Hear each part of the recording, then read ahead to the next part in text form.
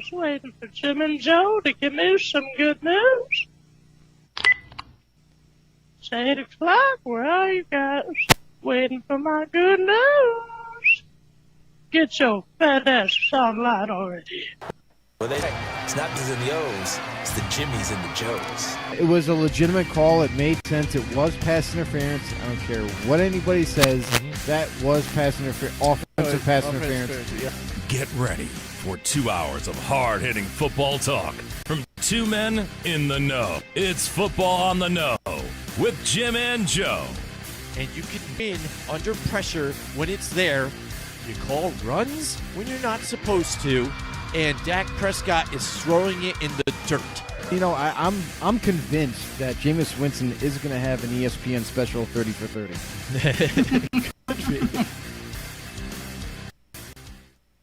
Hey, Noodles, welcome back for another edition of Football on the No Show. Locked and loaded, ready to go, ready to get down and talk some more football talk. Joining right next to me is none other than the crazy man himself, Cody Cook, everybody. Give him a hand. Oh, I like the nickname. Oh, very, very happy to be back. Yeah, and don't worry. See, Jim is incognito. We don't know where he is right now. The FBI is still out looking for him. So I'm right here. I am hanging out in my bunker. I am safe. I'm letting everybody know I'm here. There he goes. Yes. I'm glad you're safe, buddy. I'm on the witness protection right now, but I hope everybody's doing well. Oh, yeah. And, I'm going to get ready with you guys, and it's week one, so I could not miss this opportunity, and we're going to do some picks in a little bit. But, yeah, there's a lot of surprises that I think have happened in this over the weekend because there was roster cuts. We saw a lot of different faces get cut and then picked right up. I saw Adrian Peterson get cut. That was kind of a surprise to me. Then get snagged right back up by Detroit. There's a lot of questions there. What do you guys think about some of that? Oh, well, real quickly, I was also shocked about, AP getting released for one. I was total in belief that Peterson was going to go in as the starter for Washington, and they did have a nice back that they really liked, a young guy in Antonio Gibson, who they had huge praise for him this past offseason. And unbeknownst to us, all of a sudden AP gets released. He finds a new home. Now he's in Detroit with that crowded backfield now, what it looks like. You got Kerryon Johnson. You got Swift, the rookie running back who they took in the first round. And now they also added AP. Cody, what was your take on it? I was definitely a little confused. I don't know how it's going to pan out. Right now I'm just assuming Swift is going to take the receiving reps. Kerryon's going to take the majority of the running, and AP might take some goal line. Yeah. I honestly have no idea. But And that right there is exactly it. Like, no one has any clue what's happening in Detroit right now in the backfield. They have three legitimate guys that can run the ball or catch the ball in the backfield. Is AP brought in just to be maybe like a goal line, short yardage type back, spell either one of the backs? And then Swift and Kerryon Johnson both can do both. They can both run the ball, they can catch the ball in the backfield well. So I'm interested to see how the carries get all divvied up in the end. Yeah, that's going to be a mess. Other than that, I mean, there was a couple other things that happened big this week. You look at Jalen Ramsey's big contract. I mean, we got to talk about this. What are the Rams thinking? Like, honestly, I understand they wanted to lock him up. Now they locked him up for 6 more years. And it's not only the richest cornerback signing in history, but at the price tag of $21.5 million on average per year. That is an immense amount of money to give a corner every single season. It's like paying a quarterback. Yeah, well, essentially. Same thing. Yeah, and the other thing, too, is you also have – listen, also for the Buffalo Bills, Tre'Davious White, I mean, maybe it's overshadowed because Ramsey had the huge deal, but White had the highest paid cornerback in history for about 2 days. He had that title for about 2 days, and then Jalen Ramsey comes in and is like, hey, like as you said, Cody, off the air, you go, hold my beer. Let me show you how it's done, kid. And signed this massive deal. Unbelievable. And what is this going to do to the Rams organization now? Like, they just doled out big-time money. You're correct. And for 3 key players, don't get me wrong, but massive contracts. You got Aaron Donald now signed to a huge deal. Jared Goff got big money. And now you also have Jalen Ramsey getting another massive deal. How much longer can the Rams even do this for? I don't know. You got to think that they think Ramsey is the key piece to a championship run this season. They're locked in for a while now. Yeah, I would say so. I mean, they definitely totally believe that he's going to be their shutdown corner for the next 6 years. And let's face it, contracts, even though they say 6 years, maybe they have an out like 2 years prior before it expires. So that's what they're probably maybe looking for to get out from underneath that. But still, it's got to be critically hurting this organization in the future. For me, it's something interesting here, too, because when you look at the Los Angeles Rams, you saw what they were able to produce with guys they had drafted, in-house guys. It seemed like after they made it to that first Super Bowl and were unsuccessful, they kind of grabbed at a bunch of free agents that were around and willing to pay big money to a lot of different guys out there.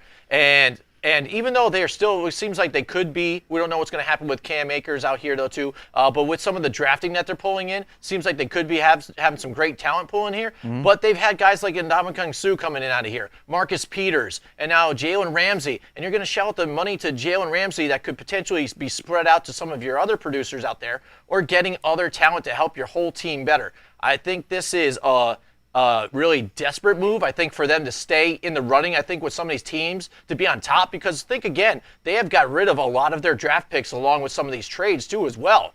So they've got to produce now, I think, or else they're in some heap of trouble, I think, the way this division is set up. Yeah, not to mention, too, you think about guys like Marcus Peters, who they had, just about a year ago, and then they traded him last offseason.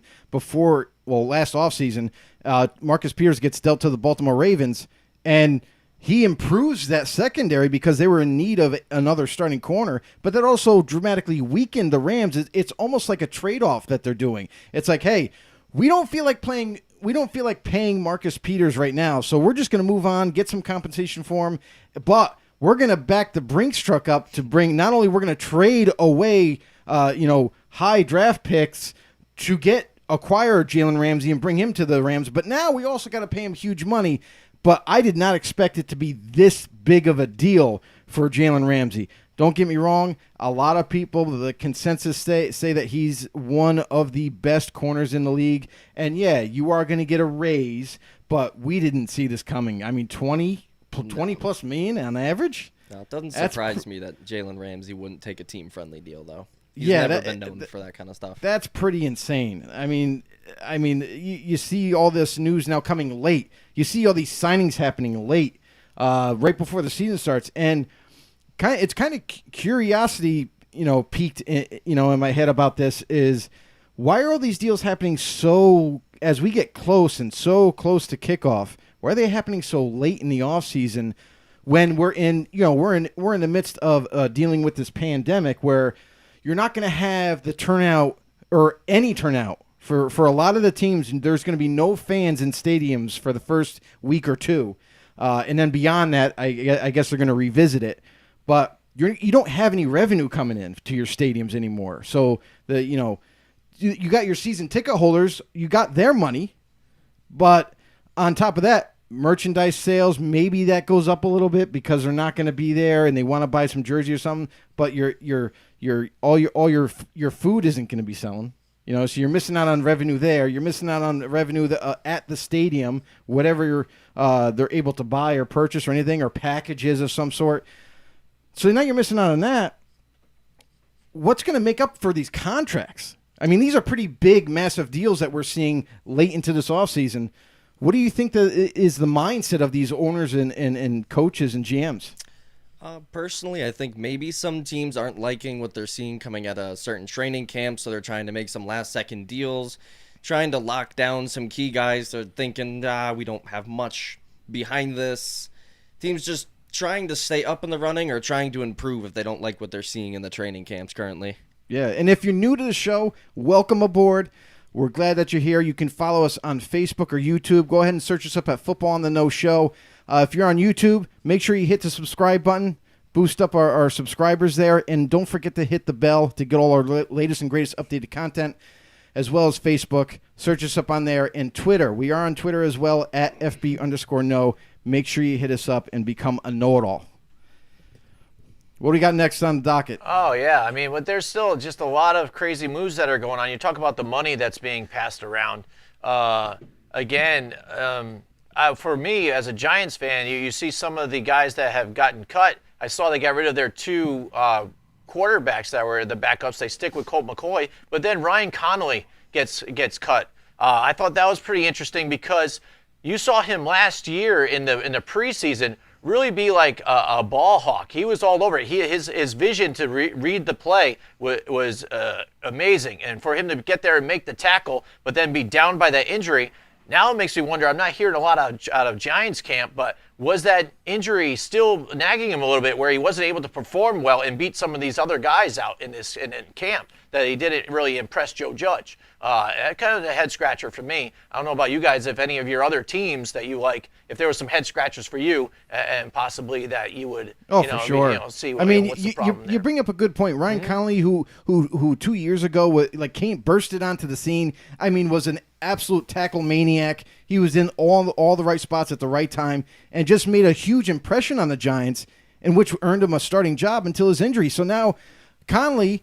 And this is what it has to be, right? It just has to be injury related. It has to be maybe he's not as healthy as they wanted him to be at this point in the offseason leading into the regular season, or maybe this past injury hindered him just enough to take that edge that he once had, and they thought that they just couldn't hold on to him and utilize this roster spot, but.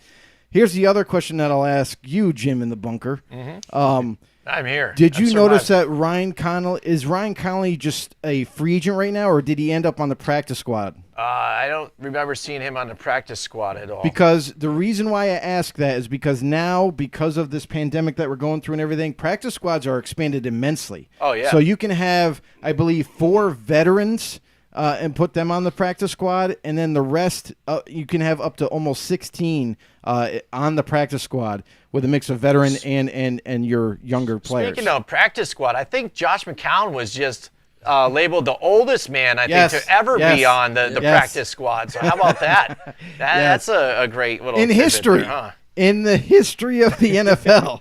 So I mean. The only thing that I wanted for Josh McCown, now don't get me wrong, I like Josh. I like him as a player. I think he's a decent backup and whatnot. But he went back to the same team he once was. I thought he was collecting jerseys at this point. I thought he just wanted to go to a different team every time he signed a deal just to keep that train going. But he ends up going back to Philly, and I think that's a good thing for Philly. He understands the offense. We all know Carson Wentz isn't the healthiest quarterback in the NFL. And if he doesn't change his ways and stop taking hits and getting down and sliding and all that, getting out of harm's way, then Josh McCown, we could see him into the starting rotation here quite soon.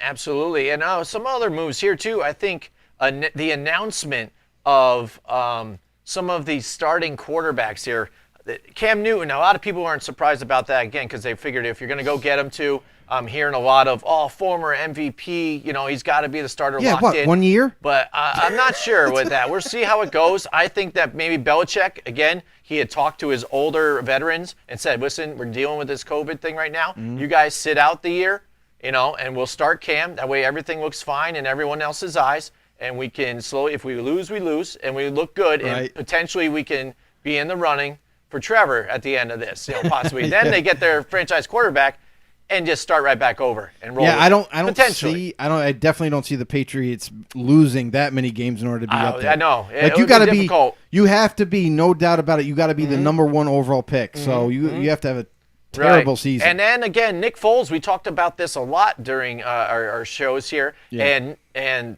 not being named the starter. And Mitch Trubisky is the starter, and it's kind of funny because even I think it was last week or a week before when we were covering the NFC North. We were saying that he was a little slow getting the playbook down. And then we were dealing with that, but then Mitch Trubisky was missing targets. So I guess they went with the lesser of the two evils, I guess. But, I mean, is it maybe that he is just not grasping the playbook and that's why they haven't started him? Or are they just trying to just ease them in a little bit more and give Mitch maybe one last hurrah or one chance to get this or what? I think it's a head scratcher there. Yeah, definitely a head scratcher, and I'm not buying it. I mean, I understand that Matt Nagy is putting it out there like, oh, Nick Foles, he's having a bad camp. I don't understand why we got this guy. He just can't get my playbook down. Listen, Nick Foles is a veteran quarterback. He's been on several different offenses, has learned throughout his tenure in the league how to digest a playbook. That to me is just a false excuse to put in his starting pet, if you will, because that's what it seems like right now. That Matt Nagy and Mitch Trubisky, he's my little guy, my little pet. I like to put him in, play him, and see what we do. No, I just can't buy it. It's you're putting in a problem that they've had. He hasn't taken a step up. He hasn't gotten better. Each year, it seemed like early on, like, oh, we saw some flashes here and there with Mitch, and maybe they have something in him. But then it just seemed to just flatline. We're not seeing the production anymore. We're not going up. We're not trending up. It looks like we're more trending down right now. He's making a lot of mistakes. He turns the ball over. And if you want to stand there and tell me that is your starter because you think Nick Foles isn't up to par, I'm sorry. I just can't buy it. What do you think, Cody? I definitely was also confused by the move. Nick Foles, if you go back to even last season, he was looking great before the injury happened. I can't for the life of me understand why Trubisky's still out there. Every single game seems he has 1 touchdown, 2 interceptions, maybe 50% completions. Yeah. It's just not much. There's a lot of talent just being wasted year in, year out now with Trubisky out there. Right, and you bring up talent. Like, you look at the Chicago Bears team, and they're not the worst team in football. You look at their defense now. If you remember, a year ago, they were decimated by injuries. Noakim Hicks, they lost both linebackers, Roquan Smith and Danny Trevathan. They didn't have a true pass rusher opposite Mack. They had Leonard Floyd, who kind of, fell on his face, never really amounted to anything.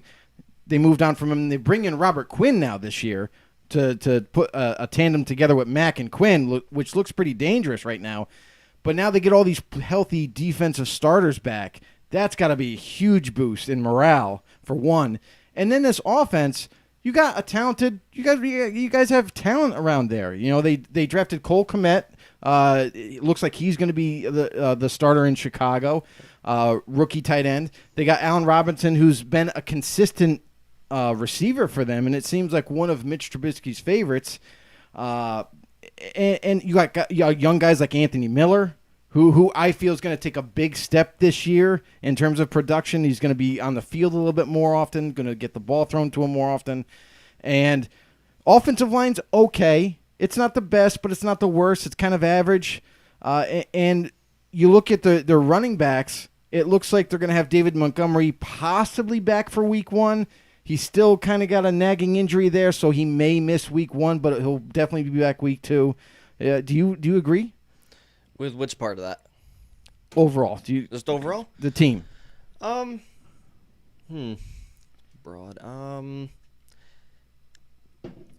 Gonna be honest, I'm not quite sure how to answer that. Yeah. I think great defense again. Well, it depends. Though they have lost a little bit there though too. So I think this season might even determine perhaps if Khalil Mack is going to be happy there in Chicago anymore. I think if he tries to stir up something like he got his deal, man. Like that, he got his money. He got his money. I know he did. He's on one of the best defenses when they're healthy in the league. So I mean, you can't be discouraged about that. Now, you might be onto something if they can't turn the defensive plays and get an offense to match or come close to that defense and productivity and create wins. Yeah, maybe he'll be unhappy, but hey, you did this to yourself, dude. Yep. You were going to a team that didn't have the greatest offense and kind of a sketchy quarterback at the time, and now you're on one of the best defenses. But hey, you got your money. That's the way it goes. Teams are, that's the way it rolls a lot of times. All right, now I want to talk about you talk about different teams and how they're ranking and things like that and how good they are. ESPN just put out their list, their updated list of power rankings, and I wanted to share that with everybody. I think we should all take a look at this. We already shared it on our page and on a couple of other groups that we're friends with. And there's a lot of reaction we're getting out of this and stuff. So I want you to take a look at this list now. This is ESPN's most recent power rankings. And they've obviously got the Chiefs and Ravens here, 1, 2, and 49ers, 3. So a lot of the top 4 you can't really complain about. Even 5, a lot of course, Cowboy fans think they should be higher than 5. But Eagles, it gets a little weird here. Eagles ahead of the Bucks. And then the Patriots at number 9, where we just said, you don't see them losing a lot of games here or being like an under 500. I see them being about 500, maybe not much better, but it's still ranked 9 after missing all those defensive players. They don't have Gronk there anymore. And a bunch of question marks here too. What do you think about some of these teams here on this list?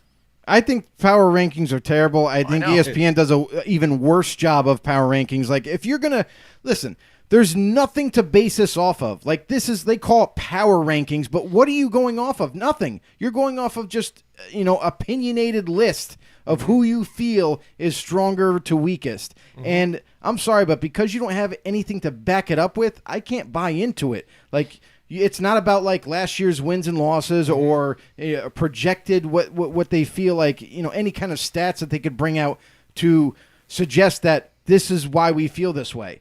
But other than that, like when you're going to do these opinionated lists and everything, you're going to have a lot of fans upset because you got way too many teams higher than they should be and way too many teams lower than they should be, because it's almost, I want to compare almost like fantasy football, right? We all get the cheat sheets, before our drafts, and we look at and they rank the fantasy players way they think they should be. Well, I don't agree with that list either. So what I'll do is I take that as a starting point and go through it and be like, okay, well, I believe McCaffrey obviously is number 1 overall. Yeah. Alvin Kamara, yeah, he has the potential to be top 3, but unless he stays healthy and is a bigger part of the offense again this year, I don't see him moving up. So, like, I'll drop him lower than what they had. You know what I mean? So it's just – and the same thing goes for power rankings. Like, this is all about projections. Like, you got to base it off projections. What did they do in the offseason? Did they do enough to make them a better team? And a lot of these teams, they do have talent, and they still rate them lower. Like, look at the Cardinals for one. Mm-hmm. At 22, you got the Arizona Cardinals. I mean, the Cardinals, what they did in the offseason was an immense change. One of their biggest weaknesses, their defense was a little shaky last year. They ended up kind of solidifying it. They brought in a lot of talent, whether it be free agent signings or the draft. I mean, now you look at their depth chart and you look at on the sheet of paper, and they got a lot of talent there. So it's not. And also, by the way, Budda Baker signed another deal there too to stay there. So it's not a question of like, do we think that they kind of just didn't trend upward or anything? No, they did a lot of moves. Defensively, they look a lot more solid. Chandler Jones, who we like to bring him up on the show because it doesn't seem like anybody gives him the credit that he deserves as a pass rusher. Double-digit sacks the last couple of years. He kills it year in and year out. And now you have a more solidified defense coming into the season with a couple of linebackers that they brought in free agency. Their defensive line is better and more improved. Their cornerbacks are improved.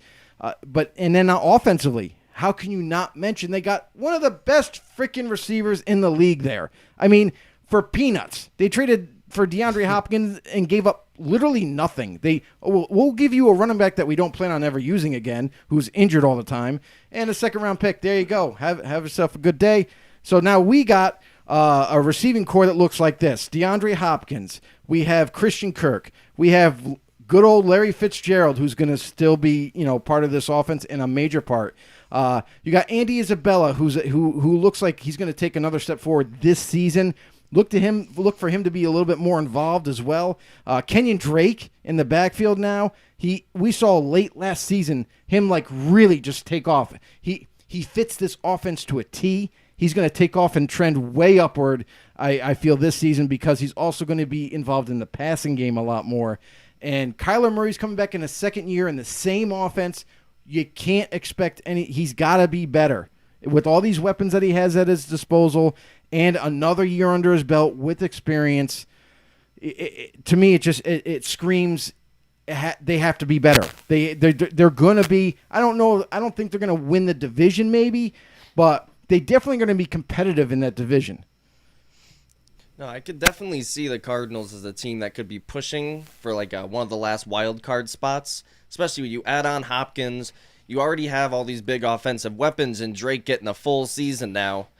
I don't understand why they're at 22 when you have other teams ahead of them that just have big question marks everywhere on offense, defense. You don't know what they're doing, and then you have a team like the Cardinals that's going to be a team that hopefully can be maybe even top 10, top 15 kind of offense going out there. Right. I agree. I mean, again, this is kind of a head scratcher. I know they pool all their analysts together to make this list and stuff like that, but when you upgrade your offensive weapons like that and shed, a little bit like of a weight that's been kind of bearing on you. I mean, everybody can pretty much say that about their running back. And now that you have Kenyon Drake there, it's refreshing. DeAndre Hopkins, he's breathing a breath of fresh air next to another veteran in Larry Fitzgerald. And that defense has just been pretty solid over there, and they don't get talked about. So they're hiding over there in the West. And the fact is, the last couple games of last season, they were playing really well and competitive. I only think that this second season now together, they're only going to get better. And for them to be ranked 22nd below the Bears, who are putting out the same thing that they've been putting out the past 2 years and been unsuccessful, and then the Chargers to where they have Tyrod Taylor out there and no Derwin James. So how is that ranked higher than a full team of the Cardinals? It blows my mind. And then the Browns team that looks great on paper, but overall on the field has not put together that great of a team and an offense, and to where we're hearing in the in training camps right now, they're having problems getting the offense down. So they're sputtering here and there with them, and when you rank them above these guys, I swear, like you just said, Joe, it's there might be their opinion, but they just do this stuff to try and get people, I think, going. So it gets clicks in here and there and complaint. Oh, it's working. By the way, I got a message from my buddy Mike Tackett in the house. I want to give a shout out to Ocala, Florida, in the house tonight. He's got us on the TV right now. While unfortunately he's fixing some pipes here at the Tackett residence. Oh, all right. So I feel bad for him there, fixing those pipes and take care and all of that. But you gotta do what you gotta do. But a loyal know-it-all, just like he is, he's got us up on the TV. So shout out to everybody out there. Shout out to Mrs. Tackett too as well, and everybody. So we appreciate you guys watching us out there and showing the love. And one other thing, too, I want to point out is I kind of mentioned briefly that the defense is definitely well-versed and well-changed over. They did bring in a rookie by the name of Isaiah Simmons, and I was ecstatic about this kid. I still think that this kid is going to be an amazing player for them. He might not be, like, elite right away, but I think he's going to develop into that type of player. And he's not just a one-dimensional player. Like, I know a lot of people during the draft were saying, well, where do we put this guy? He's kind of a tweener. Do we put him at safety? Do we put him at linebacker? Do we put his hand in the dirt and play D-end? Do we have him stand up as a rush linebacker? What do we do with him? I don't think you don't have to put him in any one category. He's such a well-versed athlete. You could literally, as long as he learns this offense, you could literally put him anywhere, mix him up depending on the formations that you have out there, have him play safety, one series, then bring him down to linebacker, then have him rush off the edge. Mix it up. Get the quarterbacks thinking and get a little bit more confused that way by just moving him as like a chess piece all over the football field. Not to mention they bring in Jordan Hicks at linebacker. They bring in Devontae Campbell from the Atlanta Falcons, another starter. So they definitely knew that their weakness was defense, and they attacked it this offseason. So since they did that and they bring in Hopkins, give him extra firepower, it looks like this team could be one of those surprise teams, if you will, this year. Mm-hmm. Cody, what about you? I mean, I know you're a Giants fan just as like myself here too, and I want to take a look at back even, say, 26, 27, and 28th. You've got the Dolphins there below the Giants, and the Lions here, who last year I thought played really well in the beginning when they had Stafford and everybody. Right. Yes, they don't have Darius Slay anymore, but still, I mean, that offense is pretty much the same. You have even Adrian Peterson in the backfield now as well. And I think they only perform better if he can stay healthy. Ranked 28th.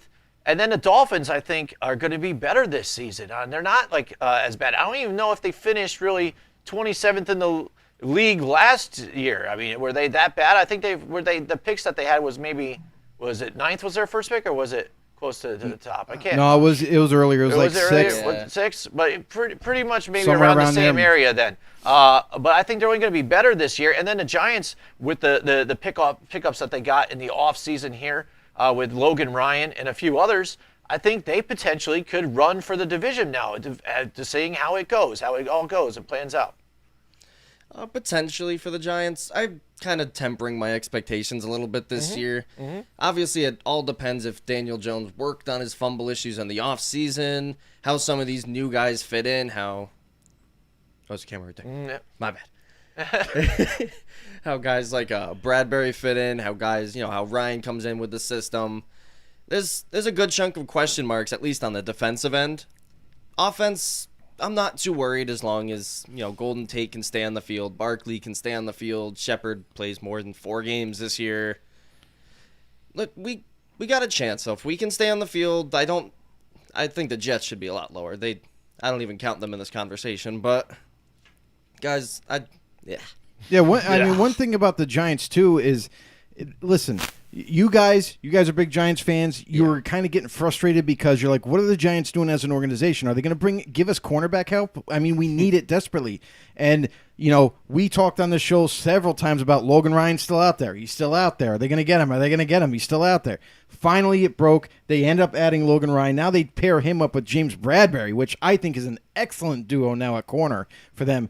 The other thing I'll take it a step further is if they want to, I mean, they could get Clinton Dix, who's now a free agent out there on the cheap, to add him to that safety that in the back end. Now you really solidify that defense, and you could definitely compete. Not having any holes at that point on the defense. It's just about the maturity of the players getting more adapted to the defense they're going to utilize and perform. Yeah, for sure. Yeah, I mean, again, this list, I think it's meant to make arguments about things like that. So, I mean, know-it-alls out there, too. We asked you in the beginning of this show, too, if you have any bold predictions for this upcoming season, let's hear them. Drop it down in the comments. And also with this list, do you guys agree with some of it or disagree with what they have? And what would your opinion be possibly on certain rankings and certain teams? Let us know down in the comments below. Definitely. I mean, so it's definitely something to be talked about, interesting. The Texans also. Now, with this, too, if you look at this list, the Texans here are down at 24th. Now, it's funny that I haven't heard a lot about that because this was a playoff team that was really taking it to the Chiefs and ended up, out-coached themselves and lost it there. So the fact that maybe they're noticing something different about this this Texans team that we had also said, because last week when we did our rankings or our picks for the division, we put the Texans down in 3rd in the division. Big change. So maybe they're seeing what we're seeing here as well with the Texans. Yeah, I mean, how could you not really? I mean, when you listen, Deshaun Watson was extremely upset when he saw that his buddy, his pal Hopkins, got traded away for nothing really, and that's his go-to guy. Like, that's his number one target. He throws to him a ton. He relies on him because why? He can trust him. He knows that if he's not as accurate one snap to another, that he's going to come down with it. Like, there's no question about it. He's got sure hands. He runs good routes. He's physical, and he's dynamic. So now you look at the roster, and because that's missing now, Bill O'Brien, I can't with this guy. I don't know how he still has a job, but it's bad decision after bad decision. He basically cost the Texans a playoff win in with bad decision making. And now he's doing it again in the offseason. You trade away your best weapon, move on from him. Now what do you replace him with? Guys like Brandon Cooks, who's a journeyman now at this point. He just goes team to team to team, can't really stay with anybody, and he's seen only as a deep threat, only used as a deep threat. Maybe the Texans will use him a little bit differently. But then also Randall Cobb, a guy who's getting towards the end of his career, isn't as dynamic as he used to be, and finds a home with Houston. And Will Fuller. Now, I'm not going to take nothing away from Will Fuller. I think he's a very talented receiver. He could be one of those dynamite guys that you look forward to seeing week to week. However, he gets hurt every single season. Yeah, it sounds like his injury report week to week. Exactly. So with all those changes, and the Texans don't have the best offensive line. They got a couple of good linemen, but I don't think enough to create running lanes for David Johnson, who's now their running back. And Watson, is he going to still have the trust with these receivers that he has at his disposal now? I don't think so. I think this offense is going to definitely decline a little bit. Not a lot, but a little bit. And that might put more pressure on this defense as well. All right, and then I just want to bring up one last one here. What do you think about the Eagles being here at 6th? What are they seeing that I'm not seeing here with the Eagles? They're hoping that Carson Wentz can stay healthy. Here's the thing. Or that Rieger's going to be like lights out, or what's the deal here? Not necessarily. Like rookie receivers, when they come in, especially their first year, they're not going to be dynamite, players right away. Typically, it happens once in a while. But they're hoping he can have that big playability deep down the football field and allow guys like Alshon Jeffrey, who we know that they were trying to trade him away, but it looks like there's nobody interested in him to consummate a deal. So it looks like he's going to open up everything for, I feel like, Alshon Jeffrey more. If he can take the roof off the defense, that's going to allow a lot of the guys underneath, like a Jeffrey or whoever else is on that team. I mean, it doesn't sound like they're also. You also got Arcega Whiteside, but he's more of a slot receiver. He's not going to be he's not a fast guy. He's more of a possession type of receiver. So maybe it's going to open up more catches for him underneath, and Miles Sanders as well. I mean, everyone's pointing for him to have a huge year this year now, being the feature back in a sense, along with Boston Scott, And then defensively, this is the only problem I have, is Eagles on defense. Is weak secondary. They don't have the best corners. They're good, but they're not great. Malcolm Jenkins moves on. He goes back to New Orleans Saints, so they're missing that veteran leadership, the backbone of the defense on that team. He's gone. And linebackers, they're weak. They're not the best, overall defense anymore. They're not. I don't know how aggressive they can be. We all know that Jim Schwartz likes to call aggressive defensive playbook. Blitzes almost every down. But how do you think the defense is going to fare, Cody, this season? I'm personally not a big fan of the Eagles' defense this year. I mean, they went out. They got Slay, right? That's not just me in my head. Yeah, Darius Slay's still there. Yeah, like you go out and you get Slay, which is a big addition for that secondary. He's been one of the more underrated corners all season. Well, not all season. Since he came into the league. And besides that, there's just not much on this defense. I have no worries about the offense. Carson Wentz has been thrown to 6th-string receivers, 3rd-string tight ends. Right. It doesn't matter. He seems to put up numbers regardless. Right. But I just don't see this team being able to keep up with teams down the road. True. I mean, and that's the thing, too, is they might have to outscore some of these teams just to get a win because maybe their defense won't be up to par. The other thing, too, is Jason Peters makes a return. And originally he signed as a guard. He was going to start at guard. Then Andre Dillard ends up getting injured for the season. So their potential left tackle, now he's gone. Peters said in a statement that he wanted to be paid more to move to left tackle, but guess what, buddy? You signed a contract. You do what the boss says now. Yeah, it doesn't work like that. So now he's going to play left tackle for them. Now that's going to be another question, right? Can Peters it feels like the first time in his career almost stay healthy throughout all 16 games? Oh, it's been a while. Something to watch. One thing I do want to point out on this list too. Sure, let's look at the list more. Excuse me, is the Tennessee Titans. Correct me if I'm wrong. They made the playoffs last year, right? Yep. Correct me if I'm wrong. They have one of the most dangerous running backs in this league that bowls through tackles, and they finally utilized him. I feel like this season they're going to go heavy with him, and which is going to open it up for Ryan Tannehill. And as much as some people believe Tannehill's going to have a declining year because, everybody's going to figure him out. Well, little do they know that they're going to have to deal with more Derrick Henry than Ryan Tannehill. Yeah. Do you think that this offense, which really hasn't changed, they have the same personnel, like almost to the T. Yeah. The only guy missing right now is the right tackle, Jack Conklin. He left. Now he's a Cleveland Brown, and they just replaced him with a lineman that they had on the roster who they like. Do you think that this year is going to be any different in terms of their offense? I could definitely see the Titans being a little more consistent, if anything. You got A.J. Brown now with a full season under his belt, looking to have a big year for them. Still got Corey Davis as a good complementary receiver, and Henry, he's just the backbone of the entire offense. This is going to be him running most downs, then all of a sudden, here comes a play-action pass, one-on-one A.J. Brown. There's not many corners in the NFL that are beating him in that scenario. And the other player that's on that offense that kind of went, he was a little quiet late in the year, is now their tight end Jonnu Smith, who he's the definite starter. There's no question about it. Delaney Walker isn't there looking over his shoulder. He doesn't have to worry about him being there. Now it's his time to shine. Yep. So I would definitely think I 100% agree with you. I think A.J. Brown's going to have another stellar year. I think it's going to be hard for defenses to stop him. But Jonnu Smith I feel, going to be another one of those weapons that kind of surprise people this season.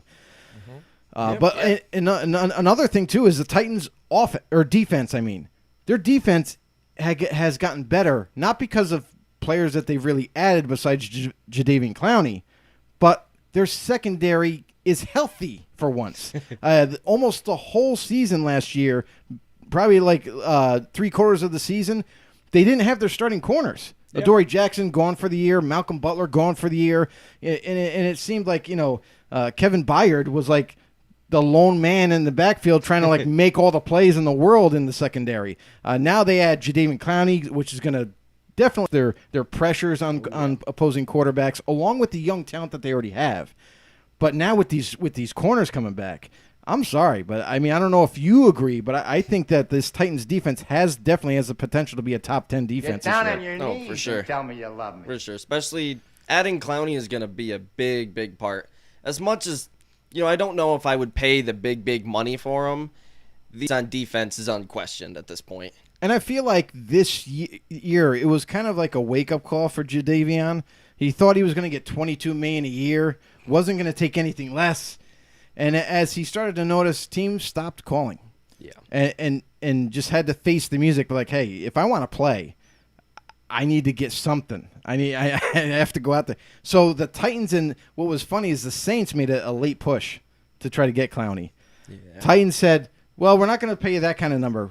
How about this? We'll give you $12 million a year with the potential to make it to 15 with incentives.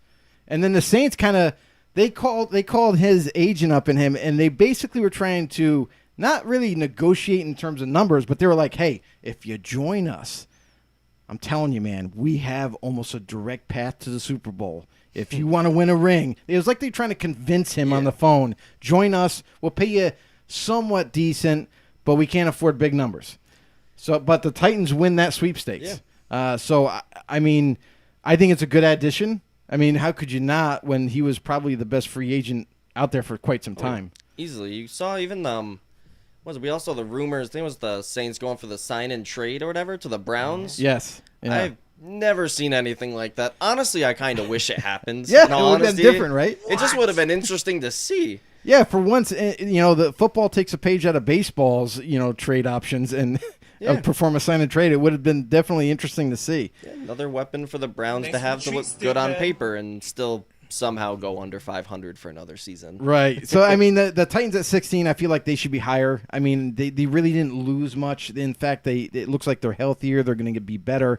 Another team I'm a little surprised is the Vikings.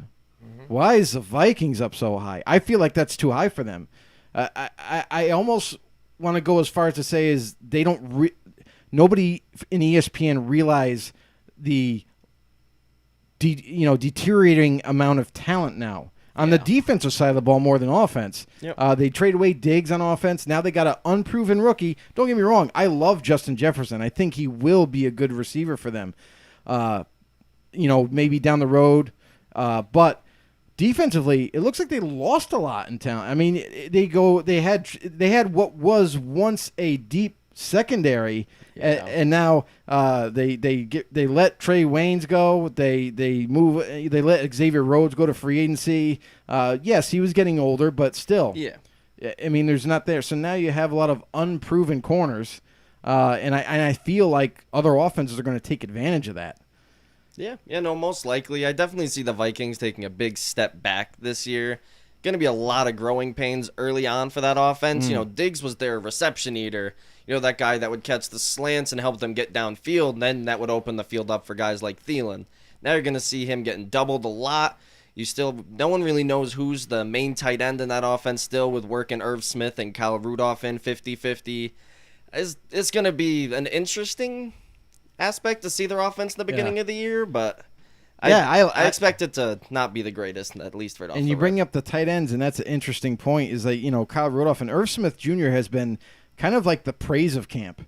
They're amazed with how well he's come in shape this offseason and performing really well. Now, does that mean potentially that Kyle Rudolph may have not really lost his spot, but lost some snaps? Oh, for sure. He's been declining the last few seasons, whether it's through health, through production when he's on the field. It wouldn't surprise me if that's this year or next that you see Irv Smith just completely take over that job and Rudolph just become a thing of the past. Maybe a trade down the road. One other thing I want to point out on this list, too, is why are the Seattle Seahawks so high? I just feel like the Seattle Seahawks, they're pushed up there because of their past success. I get it. Russell Wilson is the amazing, the amazing quarterback who's super mobile, who just creates plays out of nothing and carries that team. Yeah. But I feel like no one is looking at the defense here as well, just like the Vikings. Seattle Seahawks, when you look at them on paper, there's nothing to be excited about on the D-line. Don't be rude. I will be rude. You shut up, Donald. But there's nothing there on the D-line. There's no real pass rush. I mean, when you bring in guys like Bruce Irvin, who's like a retread player, who's old, in terms of age in the NFL, not the best pass rusher anymore, and you don't really have depth. You don't have anybody scary. They got an unproven L.J. Collier coming back healthy this year, and the only real threat, I mean, in my opinion, is Jerron Reed. What do you think? I personally I'm not a big fan of this D-line anymore. You saw last season they were struggling real bad with QB pressures, sacks before Clowney had arrived. And while he only ended the season with a few sacks, 3. His pressures were up there, and he was at least making it so the QBs had to hurry. And, so guys like Shaquille Griffin aren't back there guarding for 5-6 seconds at a time. And now there's nobody rushing off the outsides. You're going to see these QBs just comfortably sitting in the pockets. Doesn't matter how good your secondary is at that point. Doesn't matter. He starts to come, and then he pulls out. I don't even threw him off. It threw me off, man. I don't know. That was the middle of talking. That's okay. So then you look at their backfield. They got Chris Carson coming back yet again, healthy again. Yeah. I love the guy's talent. I just don't know if I can buy into him being the starter all the way through the season. It's going to be interesting. That whole backfield just seems to be an injury-prone mess. Carson, when he's out there, we all know he's one of the best, most physical runners in the NFL. And Wilson, he's just magical back there half the time. I'm not worried about the offense at all. I still really like DK Metcalf coming into this year. Lockett's going to be fine. Until he gets hurt. If Will Dissly can stay on the field, I really liked what he was doing last year before his injury. Yeah, and that's interesting, the tight ends. Why? They have like 6 tight ends that all could start for them. But then they also bring in like a guy like Greg Olsen, who was just left for dead in free agency. No one really wanted the guy. Seattle brings him in. What's his role going to look like? Is he going to be any kind of impact at all? I honestly have no idea. I haven't seen much from him in years, and if he gets on the field, he'll probably be injured within a couple games. He hasn't been healthy in a real long time. Yeah, I mean, he might make the mistake, trip over a Gatorade bottle, and then he's done for the year. So, I mean, watch out for that. But that is correct. But nonetheless, I mean, Seattle Seahawks, I'm not saying they're overrated. I just think that they're a little too high for my liking anyway. Yeah, for sure. All right, yeah. So there you go. There's the ESPN Power Rankings A lot of questions here with everything. Yeah, they pretty much. We fucked up. Yeah, it's a messed up list. You kind of messed up a lot of them here. You guys let us know down in the comments below and let us know what you guys think, if you agree, disagree. But yeah, the NFL season is getting started tonight, Joe. We're super excited. It's been a great week so far. For me, my birthday was yesterday. I'm excited about that, getting one day older on this wonderful world that we live in. In the chat, everybody, wish Jimmy a happy birthday. Yeah, happy absolutely. birthday, Jimmy. Yeah, thank you. Happy so birthday, much. buddy. I said Thank you it to so him much. at work. That's enough. Yes, yeah, I know, right? But yeah, and the game's starting tomorrow, so we'll get into our hot picks in a little bit. Excited. But you know what time it is, Joe? It is time for our In the Know fact of the day. Yes. That's right. It's our In the Know fact of the day. This one's real simple because it is September 9th here. In 1960, the Denver Broncos beat the Boston Patriots in the first AFL regular season game. So this is the AFL back before they merged with the NFL. On September 9th, this day in 1960, the Denver Broncos had beat the Boston Patriots. There you go. And that is your In the Know fact of the day. There you go, Joe. Yeah, buddy. Yes, that's right. Bringing it. All right, so. Like it. All right, so everybody knows, too, that for the last couple of years that Joe and I have been doing our picks here. You know, it's a big competition. We used to do them together, but then we decided to make it a friendly little competition and stuff like that. I have been lucky enough to barely edge out Joe in the last two seasons, but I know Joe's going to be coming on strong this next season here, and Cody's joining along with us tonight. I really appreciate Cody joining us tonight, dealing with what we're having to deal with tonight. Thank you, everybody else, for being out there. But we're going to do our picks for Week 1. You guys can play along with us here. Tell us what you guys think. If you agree, disagree, what you think for the picks here. But right now, we'll get the party started here, Joe, and we'll get you some music here and get you started. That. Yeah, no problem, man. Let's get this party going here. Yes. All right, so we're taking a look at Week 1 here. Who you got? The Houston Texans are at the Kansas City Chiefs in the Kingdom.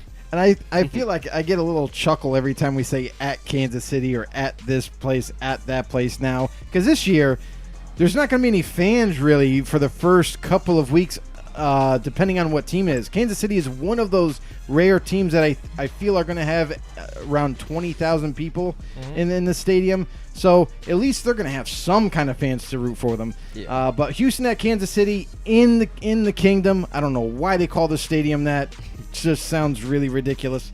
But nonetheless, Houston, we talked about them before a little bit about, you know, the changes that were made in Houston, and Bill O'Brien's the coach. Oh, yeah, and Bill O'Brien's a GM. So I feel like that's just going to play a big factor into the opening season here in this game.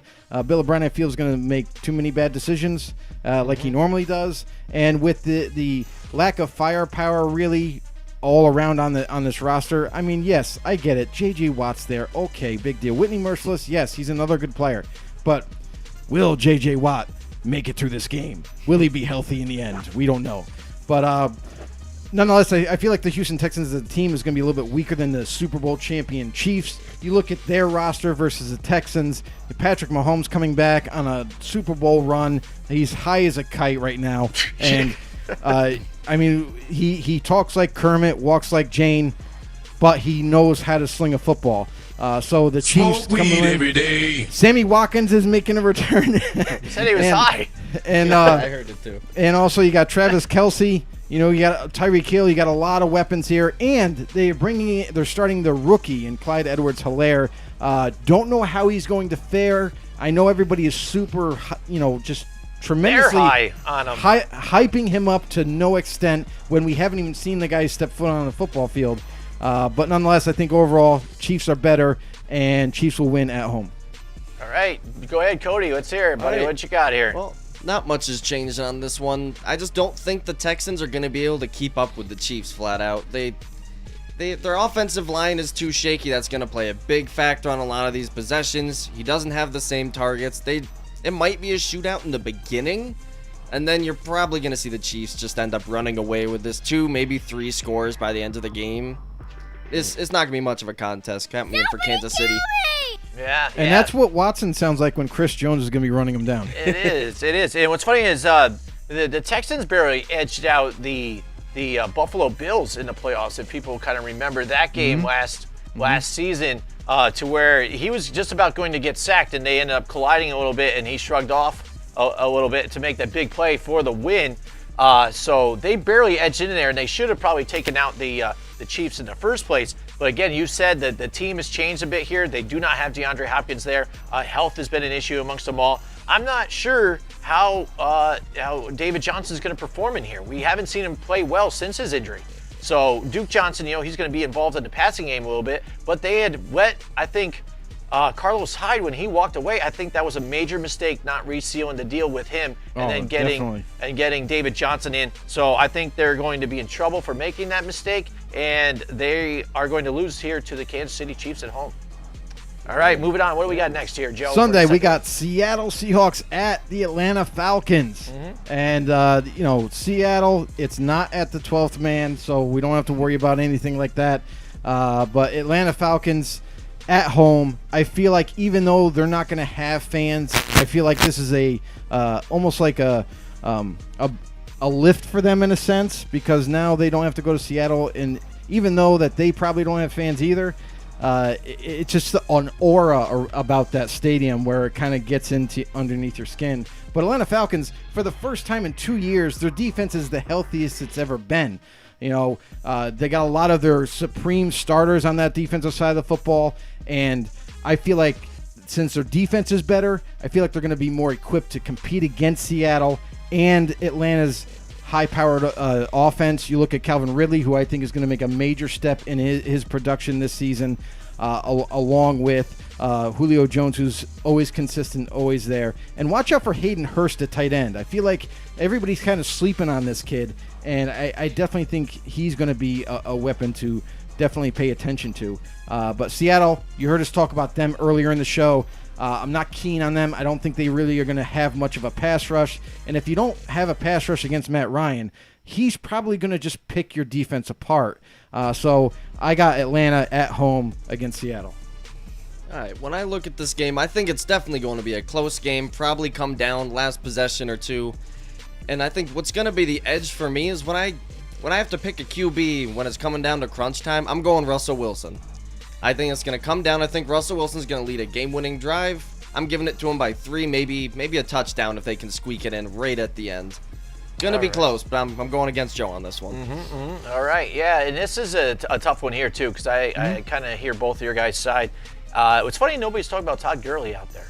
You know why? It's because he's the forgotten man. Well, yeah, also he's going to be a forgotten man in his offense because the way it's ran, they do not run very well. But they pass. Yeah, but they pass. I hear you. And he can get out there and make some plays in the passing game. But if you're going one-dimensional on this is where you falter and have issues. And this has been the problem for their offensive coordinator since he was their offensive coordinator before he went to Tampa Bay. And his teams have never ranked above like 22nd in rushing ever. And that's a problem. You have to be a little more balanced with this team. And when you have Russell Wilson here, who has the number 2 rushing offense of last season here with the plays that he can make with Tyler Lockett as well, DK Metcalf. Yes, the defense is a little struggling here, I think, in maybe the front area, but still, KJ Wright and they're going to make plays here with the linebackers. And plus, don't forget about the Griffin brothers. I really like what they're doing as well. But like Cody said, when it comes down to the quarterbacks, I'm going to pick Russell Wilson over Matt Ryan because, again, they call him Matty Ice. It's just because he's cold as hell when it's crunch time. I'm sorry, but I will have to correct you that there is no longer a Griffin brothers on the team. Shaquem Griffin did get cut. So that's bull crap. Yeah, so he's a loss on this defense. I don't know what the reason was for cutting him. Yeah. I thought he played pretty darn well. I mean, he was always around the football, tackled very well, was always instinctive. So I'm a little perplexed on that move. And what's even more perplexing is that he's still out there in free agency. Yeah. Yep. All right, so moving on. What do you got next here? The New York Jets are at the Buffalo Bills, Joe. That's right. So does anybody think the Jets are going to win in this game? No. I don't think so. Nope. At Buffalo Bills, not that really matters much. I know I keep saying that, but the Buffalo Bills, we already know they have a super solid defense. It's going to be even better this year. They're all healthy again, and on the offense, it got better. So it got a tiny bit better on the offensive line. You look at the young running backs that they have. They got rookie Zach Moss. They got Devin Singletary. It looks like no one really knows for sure if Singletary is going to be the featured back or if they're going to do like a split because they like both running backs. We do know that Singletary has a problem fumbling the ball, so that may come into this game possibly. But other than that, the addition of Stephon Diggs in a trade. To pair him up with John Brown, Stephon Diggs, and Cole Beasley. It looks like a trio of small receivers, but guys that can get open. So I feel like Josh Allen is like super excited. Can't wait to start the season with those players. And the Buffalo the roster just completely decimates the Jets roster, which is kind of banged up coming into this week. Brashad Perryman, who they just added, is banged up. I don't know if he's going to play this week. You got Jamison Crowder. Looks like him and the tight end Chris Herndon are going to be the go-to guys this week, along with Le'Veon Bell, who's kind of another forgotten guy in the backfield there. Offensive line is improved. I just don't know if it's improved enough to open up running lanes for Bell and create time long enough for Darnold to get rid of that football. So I feel like Jets offense is going to be under duress. The Jets defense is going to have a little bit of a hard time getting to Josh Allen and stopping that offense. But all in all, I think the Bills come away with a win. Yeah, anyone who knows me knows I'm a big hater of Sam Darnold. I haven't liked him since he came into the league. Still not a big fan despite him getting a little better last year. And this should just be, this is probably going to end up being a runaway game. Don't be rude. Yeah, and you're right, because, you look at Sam Darnold and what has he done, since he's entered the league, but throw interceptions almost more than touchdowns. He's almost like matching it. So that's got to be concerning as well. It's to the point where it's starting to hurt Le'Veon Bell's numbers. You see teams, they're just loading the box. They're just daring Sam Darnold to try and beat him one-on-one. He's still missing the throws. He's still turning the ball over. Meanwhile, Le'Veon's not able to do anything in the ground game. Buffalo is just going to eat them alive offensively, defensively. This is probably going to be a rough one to watch. Bunker Jim, what do you have? Well, yeah, I mean, I'm agreeing with you guys. I'm going to go a little easier on Sam Darnold, though, just because, again. You would. Yeah. Well, I mean, again, what has he really had for an offensive line, for one? What has he had for a coach that's supposed to be an offensive-minded coach? He's a terrible Not coach. helping out the running back. You have Le'Veon Bell back there, and he's trying to do everything on his own. And we called this last year before it started that everybody's going to tee up on them. So then you can't run the ball. So what are they going to do? Then they're going to pin their ears back and go after Sam Darnold and dare him to throws and make those throws. But to who? Robbie Anderson? Jamison Crowder? Yeah, so what? And then the injuries that they had on defense, too. I mean, they weren't even able to have Mosley, I think, the first half of the first game, and that was it. You know what I'm saying? And then the trade that they had before for the other corner that they had didn't work out either. So, I mean, just mistakes by the organization, I think, is part of the problem here with them. And the Buffalo Bills, they're making all the right moves. They go and get Stephon Diggs. And finally, they have like a true number one. I think I was telling Cody about it. This is probably the best wide receiver that they've had maybe since Andre Reed. You know what I'm saying? They have not really had a great number one wide receiver. When we were talking about Tyrod Taylor and how he could perform and how that the Chargers hope that he's going to perform is back when he was throwing it to Clay, their tight end, and he was the highest, had the most receiving yards on the team.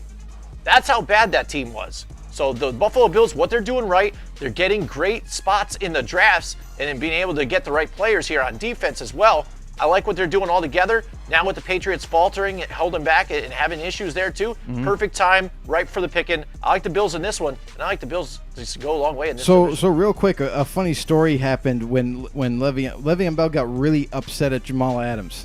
And because Jamal Adams kind of, we've seen this scenario play out where Adams just kind of wanted out. He wanted to be traded. Trade me. He wasn't, really working well with the organization. So they ended up trading him with Seattle. Le'Veon Bell was instantly angry at Adams because apparently Jamal Adams convinced Le'Veon Bell to sign with the Jets when he was looking for a team, and now Adams is gone. So he's got like separation anxiety right now. I will find you. Yeah, let's say as much, and that could happen. As much as Bell wants to be mad at him, we all know Bell just went there for the money. He made that very clear. You're going to the Jets. You're not going there to compete right now. This just obvious they don't have anything on offense. They don't have much on defense. Yeah, and You're not going there to win. Right, and just to bring up the receivers real quick, is Brashad Perriman might not play in week 1, so that's one starter that they added to this team that might not be there.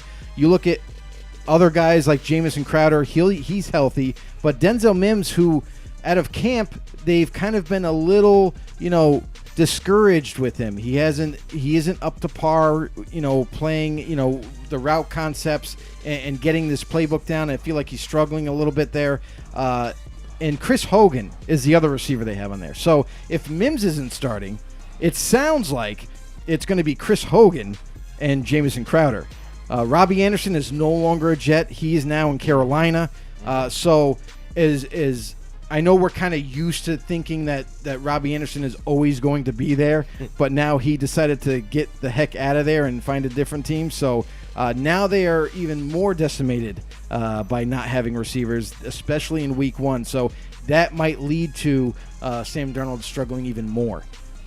Yep. Up next, we got Chicago at Detroit. Bears, healthy defense. They're ready to take on anybody that they have to face week to week. Chicago on offense, it's kind of laughable. I mean, I don't think because of talent. I think because of the quarterback position. We talked about it earlier. Nick Foles doesn't get the starting nod. Mitch Trubisky yet again does because Matt Nagy, that's his pet, that's his boy, that's who he wants to stick with. Well, guess what? That might very well cost Matt Nagy's job this year because if Mitch Trubisky doesn't pan out, we've already seen him kind of being talked on the hot seat last year. This could be the nail in the coffin right here, is his decision to still play Mitch. And if he goes down, he's going down with the ship.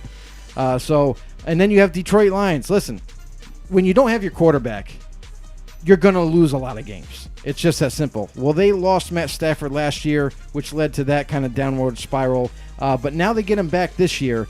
I feel like the offense is going to be on par. They're going to compete against the Chicago defense like they do every single year. But defensively, do they have enough firepower on defense to stop the running game of Chicago or to stop, the little dump-off passes or screen passes that they like to do with Mitch Trubisky? So it's kind of – I feel like this is going to be a really good game. It's going to be one way or the other. But I feel like this is going to be a game. It's a divisional opponent. Those are always close. But in the end, I'm going to push all my chips on defense, and I really like Chicago's defense this year. So I'm going to go with the Bears against Detroit. All right. As much as I do love the Bears defense, but I probably would have chosen them had they put Nick Foles out there as the starting quarterback. I get that. With Trubisky out there, I just don't see this team being able to keep up down the stretch with Matt Stafford, with healthy weapons around him, and with new threats in the backfield. I just think this offense is going to be able to just outpace the Bears, especially with Trubisky back there. I find your lack of faith disturbing. All right, yeah. So, yeah, I mean, I hear you, too. This is going to be a tough game, like Joe said, too, as well. It's always the divisional ones are tough. Yeah. And it's even, like you said, without fans. So is there really a home field advantage? Not so much. And Detroit, though, like I said, has always played better when Stafford's out there. I see what they can do with what they have out there. Very explosive. But this defense, too, is a sneaky little defense here that they've had here. They have a lot of familiar faces here that used to play with the Patriots, former Patriots. They're the ones that end up getting Desmond Trufant as well, too, for their defense. I think they're going to turn it around a little bit this year. They're going to give Chicago a run for their money. I don't think Khalil Mack is going to be able to get the sacks that he probably wants in this game. I'm going to go with Detroit with this one here at home. Just be aware, Robert Quinn is on the other side this year with all these starters. I just think this is going to be a hell of a game, but I don't see Stafford lighting it up like some people think. All right, next up you've got Green Bay going into Minnesota here now, Joe. What do you got so far? Green Bay, Minnesota. Okay, Green Bay, I love their defense. I think they're one of the most solid defenses out there. But offense is the big question, right? We saw Aaron Rodgers be very upset this past offseason, say, I need receivers. You need to give me help. You need to give me weapons. They did that when they got Aaron Jones a few years ago, and that's played out and worked out well. The offensive line isn't the healthiest offensive line. They usually down the stretch get hurt, banged up, and that leads to Aaron Rodgers getting banged up. They need to stay healthy. I know that's always kind of the situation for every football team, but this is critical for Green Bay's offense. If their offensive line can somehow find themselves healthy by the end of the year, it'll allow Aaron Rodgers to be Aaron Rodgers. I know that they don't have as good of weapons on offensive side, but Davante Adams, he's going to produce. Even when he's double teamed, he's just that dynamic of a player. But opposite him, look for Alan Lazard to kind of take over some games here and there, and I feel like this could be one of those games. You got the Minnesota Vikings who are going to do their best to double team and take away Adams, and that might lead with young corners that he has to face. We've seen him kind of destroy teams late in the season last year. Look for this one to be another team that he might, kind of take over the game. So I feel like Green Bay is going to do enough to combat Minnesota. I know Kirk Cousins is there. I don't think he's washed up. I think he's a good quarterback. But again, he's got Adam Thielen, who will be double teamed like Adams.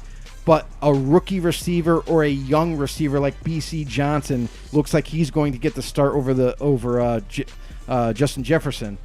And I don't know how good he can be. I know B.C. Johnson has talent, but going up against a good secondary like Green Bay has, that might not be enough. And Minnesota might be playing catch-up by the end of this football game. So I'm going to go with Green Bay going to Minnesota. Yeah, I think on both sides of the ball, there's just too many question marks for Minnesota going in. You don't have your legitimate second target. On defense, your secondary shaky. You just lost the now Hunter for 3 weeks now with the undisclosed injury. And so they're going to be able to double newly traded for Ngakoue on the defense. And I just see Aaron Rodgers doing what Aaron Rodgers does, and that's pulling off the magical passes and just being able to outscore Minnesota more consistently than Minnesota can drive down the field. I'm going Green Bay in this one. All right. I hear what you guys are saying too. Yeah. Green Bay, at times you could see their offense sputtering, and it bothered me at times. I think they should stick with Aaron Jones more. It seemed like in the playoffs they kind of went away from that a little bit. I don't know what it was, if they're trying to figure out a scheme, but they could not get it going. It looked like they hit a brick wall. And the defense here, if you size them up here against Dalvin Cook here too, they had the 24th ranked defense last year. They could not stop the run very well. I see Dalvin Cook to have a better game against these guys. And Minnesota's going to play him tough, even though they do not have Stephon Diggs. I think they're going to make some plays downfield too, off of the play action. I like Minnesota at home. All right, and next game we got the Miami Dolphins at the New England Patriots. And history tells us the Miami Dolphins kind of have the Patriots number. Yes, even when Brady was there. So, and didn't matter what kind of personnel Miami Dolphins had. Somehow they pulled out wins. But this one is going to be a little bit different. There is no Brady, so there's none of that threat there. It looks like Cam is going to be the quarterback, which I'm not really high on. I don't know if he's going to be the true answer that they're looking for at quarterback.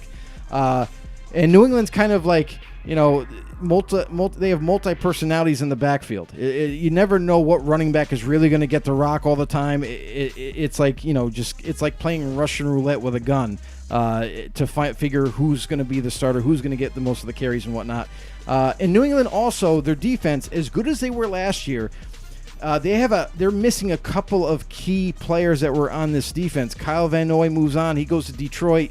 Dante Hightower, he opts out of this season, so he's not playing at all. So because of those couple of losses, I feel like the defense is still going to be solid, but dip a little bit. And New England's offense, I feel, might struggle at times. There's no real answer at receiver. Yes, Julian Edelman is still there, but again, he's another player getting older by the minute, and I'm not really sure if New England is going to be able to overcome some of the hurdles that they once were able to. Miami Dolphins are a team on the rise. You look at them, they acquired Byron Jones in the free agency. They still have Xavier Howard. Look at that duo at corner. It's like one of the best in the league, along with a lot of youthful and impressive defensive playmakers, as well as the offense. You look at Preston Williams, who was hurt last year, coming back healthy this year, along with Devontae Parker, who Some people couldn't find him in a haystack because he was always injured. Now he's healthy. Late last season, he really started to turn it on. Now you pair him up with Preston Williams, with Ryan Fitzmagic, who is your starter for week 1. They're going with the veteran. And in the backfield, too, they added 2 running backs. Jordan Howard, who looks like he's going to be the feature back, and a very underrated Ryan Mostert. Watch out for that tandem right there, because they are going to utilize both backs. And when you look at Matt Breida, sorry, not Mostert, Matt Breida. But this team is a young team, is an upcoming team, and I think once again they are going to take the Patriots to the woodshed here and get a W out of it. All right, Cody, what do you got here? Yeah, we've all seen what Fitzpatrick does early in the season. Just seems only for 3 or 4 games, he comes out and just takes the roof off of the place. He dominates the first few weeks, somehow pulls 3-4 touchdowns every game, and I don't know if he'll do that here in New England, but I don't see New England with Cam being able to keep up with him. You know, you got that new defense, as Joe mentioned, with Byron Jones, Xavier Howard, and then I don't see this game going too well. I'm going Miami. All right, yeah, well, I'm really high on Miami too as well. I think they're going to be more improved this season. As far as New England, I think they're still going to play tough. They still have some good key players on there. I think N'Keal Harry, he was a little rough last year getting into the offense. I think his second year here, he's going to do a little better. He's been really connecting with Cam Newton as well. I've been hearing those guys have been really on the same page. So I think maybe you're going to see Julian Edelman be the highlight little spot that they have. But I think you're going to see more N'Keal Harry in this involved. And on defense, some of these guys are going to step up too. You always see it with a Bill Belichick defense.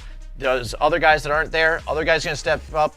Dietrich Wise Jr., I really like what he's going to do. He was a hidden gem that people don't notice. Now he's the starting DN. Take a look at see what this guy's going to do. I like New England at home in this one. Yeah, there's another guy that I like is Chase Winovich. Chase Winovich was a rookie last year, and don't get me wrong. Yes, I did fall for the golden locks. He has that nice long hair, and it just kind of flows in the air and as he approaches the quarterback to sack him. But nonetheless, he was kind of underrated in the draft. And when the Patriots got him, I was like, oh boy. They see what I'm seeing. They see a true pass rusher for the future. Look for him to be more of a well-known name now because he's going to be the starter. He's going to be out there. Not to mention there's a couple of linebacking draft picks that they had this draft who I feel they're going to develop and get up to speed to hopefully replace some of that loss in the holes in the defense. Okay, we got what do we got next? We got the Philadelphia Eagles against the Washington football team. The Washington football team. The Washington football team. Because the organization couldn't figure out a name, they just decided to go with Washington football. Well, they weren't bright enough to get the licenses, trademarks that they needed. They could have. Ahead of time. I don't want to hear excuses. They could have had a name. They could have changed everything. That's giving them too much credit, Joe. Nah, they could have done it. But you got the Eagles, you got the Redskins. Redskins are a little bit they're still in rebuild mode. I mean, they still have a lot to work on. Defensively, they're pretty darn solid. I know a lot of people kind of overlook them because of their offensive woes. But Dwayne Haskins did a hell of a job in the offseason. Lost, 15 to 20 pounds in the offseason. Worked really hard. He looks like he's going to take an uptick in production for this year. Looks like he's fully ingrained the playbook. Looks like he's definitely connected very well with Scary Terry McLaurin. So look for that connection to continue this season, even though they are vastly. Now, we complained about the Jets receiving core and how bad it was. This one, it doesn't get any worse than this in the league. You got Terry as your true number one, great player. Looks like he's going to have a nice long future. But after that, it's a lot of four-stringers. I mean, let's just face it. That's what it is. It's a lot of four-string wide receiver help. They're hoping somebody pops out of nowhere and pans out. But a lot of question marks on that side of the football. And not to mention running backs. They do love Antonio Gibson. They move on from Peterson. Looks like Gibson's going to start, right? That's not what the depth chart is showing, though. It seems like at the number one spot, they have a guy by the name of, ex-Seattle Seahawk, J.D. McKissick, as penciled in as the starter. Very kind of confused by this with all the reports with Antonio Gibson. Why isn't Gibson on the depth chart as the number one guy? We'll have to wait and see week one, whether it be a 50-50 split or maybe this is just complete fabrication and a lie. But nonetheless, we will see it soon. And then the Redskins going to get up against the Eagles. Carson Wentz, hey, he's healthy now. Let's see how long he lasts. And an offensive line that looks pretty solid now that they have Jason Peters back. And a receiving core, again, not the strongest receiving core. Jalen Reagor, their rookie, is kind of questionable right now, might not play in week one. So if that happens, it's going to be like the same old receiving core with Jeffrey. Deshaun Jackson, he's another guy. I'm not really sure if he's healthy enough to play this week either. So it looks like it's just going to be Alshon Jeffrey getting double teamed and shut down. So the Eagles on defense feel like they're going to have a good pass rush against Washington. But nonetheless, I will take the Eagles because I feel like they're the more well-rounded roster coming into week one. And Redskins still need to find answers at receiver. All right, I think this game is going to end up being a lot closer than a lot of people think, just because of that Washington pass rush being able to keep the game close, and then the lack of just all the injuries on Philadelphia's offense. But I just see Wentz being a big difference maker, being able to just get a couple more drives going than Haskins, where you just have too many question marks on the offense. You got Gibson, who only had 33 carries in his entire college career. So you've got a guy that's playing running back who's barely played running back. He played a lot of receiver. Mm-hmm. And then you got unproven weapons. You got Steven Sims, I think, in the slot. You got Golden playing out wide as a rookie, who, while he was good in college, we have yet to see if he can do it at this level. Mm-hmm. I just don't see Washington being able to pull it together in crunch time to keep it close. Yeah, you got guys on the Eagles too. I forgot to mention, like Zach Ertz and Miles Sanders, who are going to be big contributors in this game. Oh, yeah. And Carson Wentz is going to utilize both of them. And Carson Wentz it's not any different for him. He never has receivers anyway, so he's just going to throw it to Ertz and Sanders out of the backfield, right? Yeah, probably. Yeah, Bunker Jim, what do you got? You took the words right out of my mouth, buddy. Just what I was just going to say. Everybody overlooks Zach Ertz. Everybody wants to talk about Travis Kelce, Gronk, where Zach Ertz has been doing it too, and not getting noticed so much here, because maybe he just plays in Philadelphia here. But out of all the guys throughout the wide receivers stuff, he's been probably the healthiest, and that's not a whole lot to say though, even too, because he's been banged up even as well. Right. But you're talking about the running backs too. Miles Sanders, he was a nice little hidden little treasure that they had found back there too. A lot of people weren't talking about his name, things like that. Jordan Howard was the big name, and things that everybody's expressing delight about. But if you look at Washington, again, not a whole lot to be proud of except for their defense. Their defense is solid, and they've only added on to it. You've got Montez Sweat and some others. They just make that team so much better there. But on offense, I'm not scared of anybody but Scary Terry. And if he's going to be your only option, you got to figure something out pretty damn quick. Mm-hmm. I mean, for a week or for the last 3 weeks, their starting tight end was going to be Sprinkle. And then he just gets beat out by Logan, the former tight end from Detroit. And then now you've named J.D. McKissick as your starting running back out of nowhere. When Adrian Peterson was performing for you, you were doing well. And you got J.D. McKissick there, a lifelong Madden freaking success story here. But besides that, has never even touched the field. And it's amazing. It just blows my freaking mind. This is the only thing that Washington can do. And I'm happy that Haskins has tried to drop some weight and play better, because that was one of the knocks I wanted to say about him. I could see him possibly getting a bit lazy and gaining a little bit of weight. But he has done the opposite, which I like. But still, we have to take a look at his decision making. Makes a lot of poor decisions throwing into double, triple coverage. Is he going to be forced to do that if Terry McLaurin is doubled up or not open? We'll see moving forward, because who's his other options? I like the Philadelphia Eagles in this one. All right, and then moving on to the newly Las Vegas Raiders at the Carolina Panthers. And both teams kind of went over kind of a little bit of a change here. You know, you look at the Panthers who look like their roster kind of got overhauled with adds and losses. Luke Kuechly, no longer there. You know, what looked like he was, I don't even know if you can consider him Hall of Fame, but he was trending towards Hall of Fame, if not. So now he's gone. That's their main captain, the guy, the go-to that makes all the defensive play calls and whatnot. He is missing. That's a huge hole to fill. What do? They go out and sign Tahir Whitehead. Does that strike fear into you? No.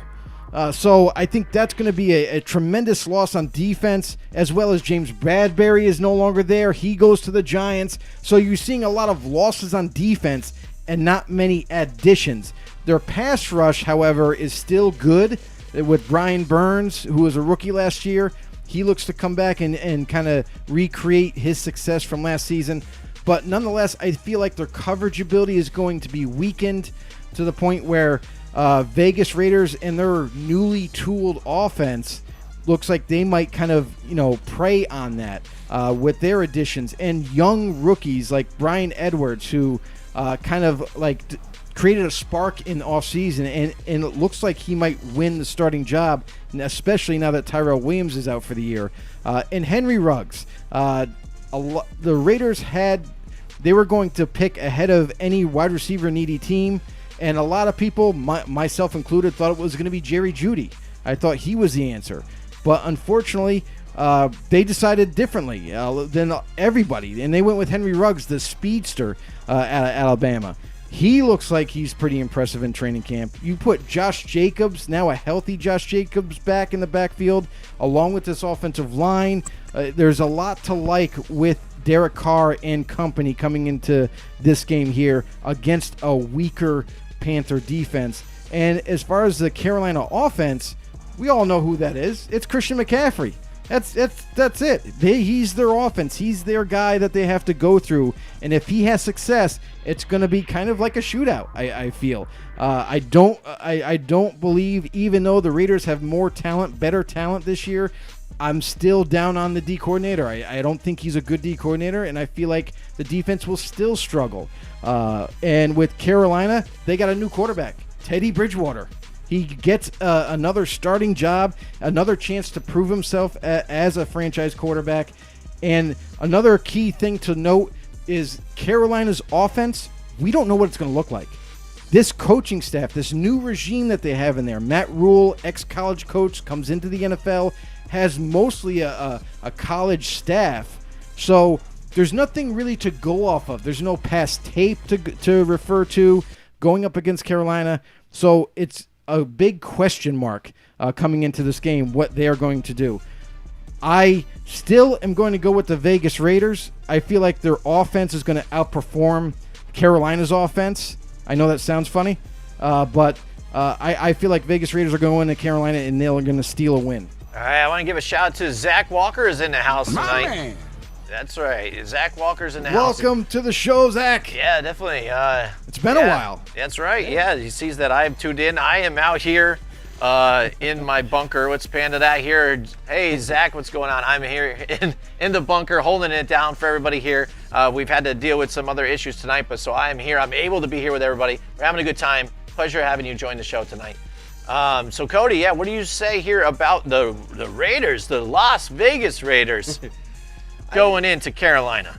I think this is going to be a pretty good game to watch. I'm definitely thinking the Raiders got this just because of too many growing pains for all these new pieces now in Carolina. You got new coaching staff, new quarterback, a lot of young players on the defense. As much as I like a lot of these young players on the team, and I do like Teddy Bridgewater as a QB, I don't see all these new pieces meshing immediately day one. And I see maybe some growing pains for Matt Rule as a head coach moving from the college level to the NFL level. So I think that's going to play a big part here in this game. I think I'm with you on that one too as well. I think when there's always question marks like that, I like to just feel it out. I like to see what it is. That way, I think I feel better about picking against them because I think a lot of people might have done the same as well, because you're not sure what you're going to get. Teddy Bridgewater, yes, he played well under the Saints and was able to hold down the fort until Drew Brees came back. But how is it going to be when he is the starter again? We're not sure. We haven't seen that since he was in Minnesota. So what's that going to be like? What's this new offense going to be like with Christian McCaffrey? The defense, definitely, they helped and drafted a lot there to get them better.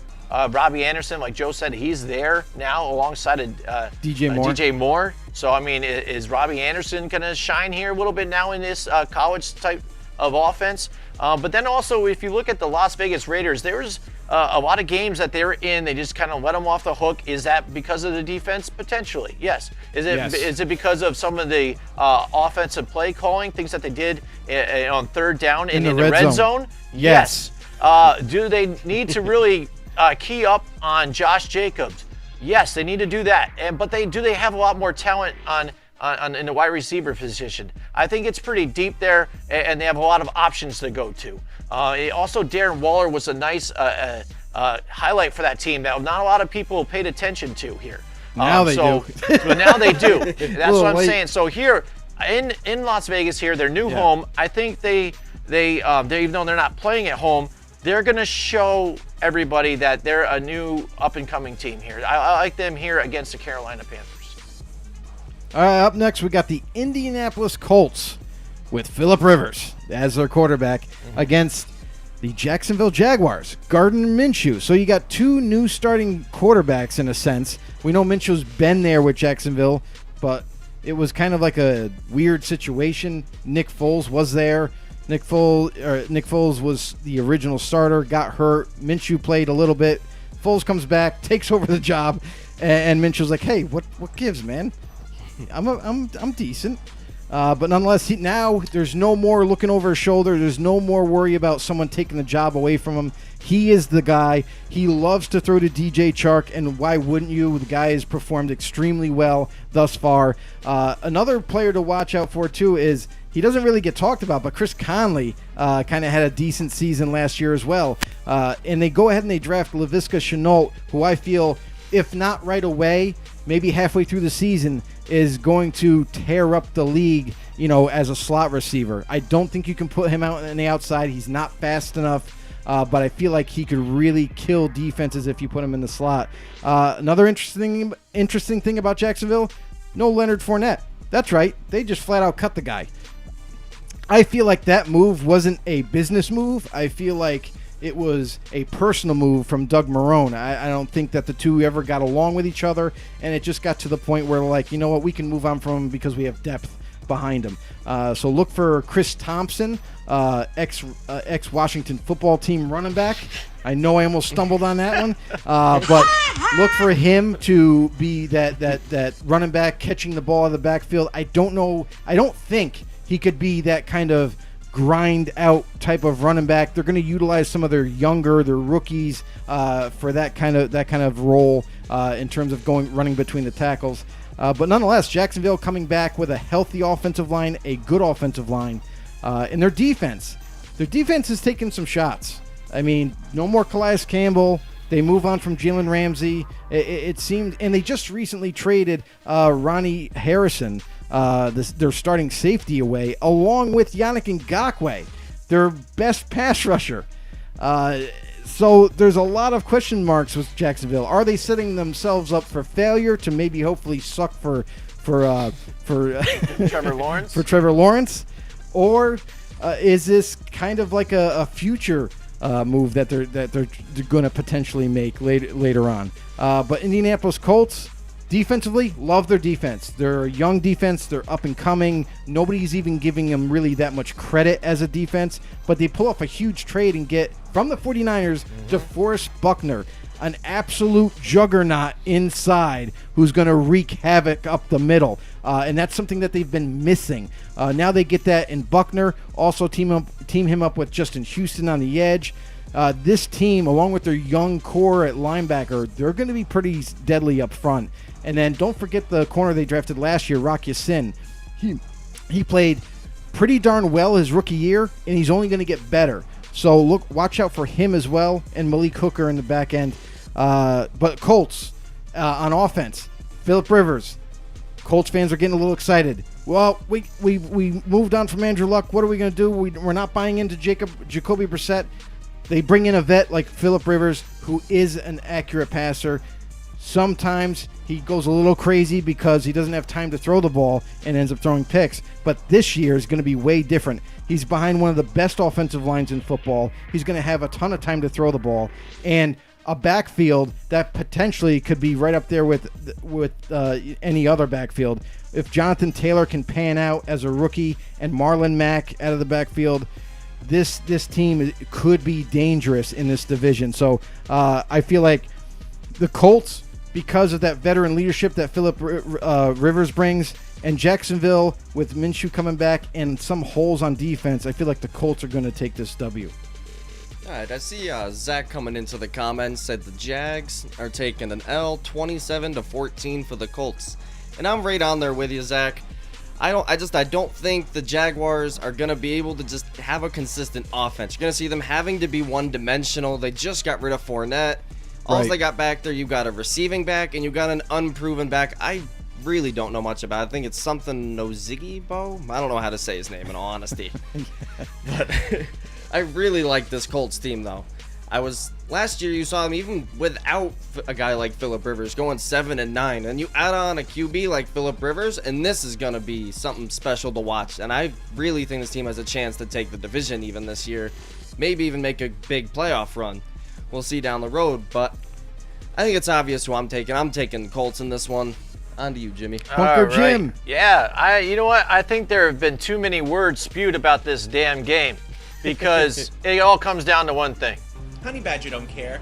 Honey Badger smacks the shit out of it. And that's right. And that's what the Colts are going to do to the Jaguars, all right?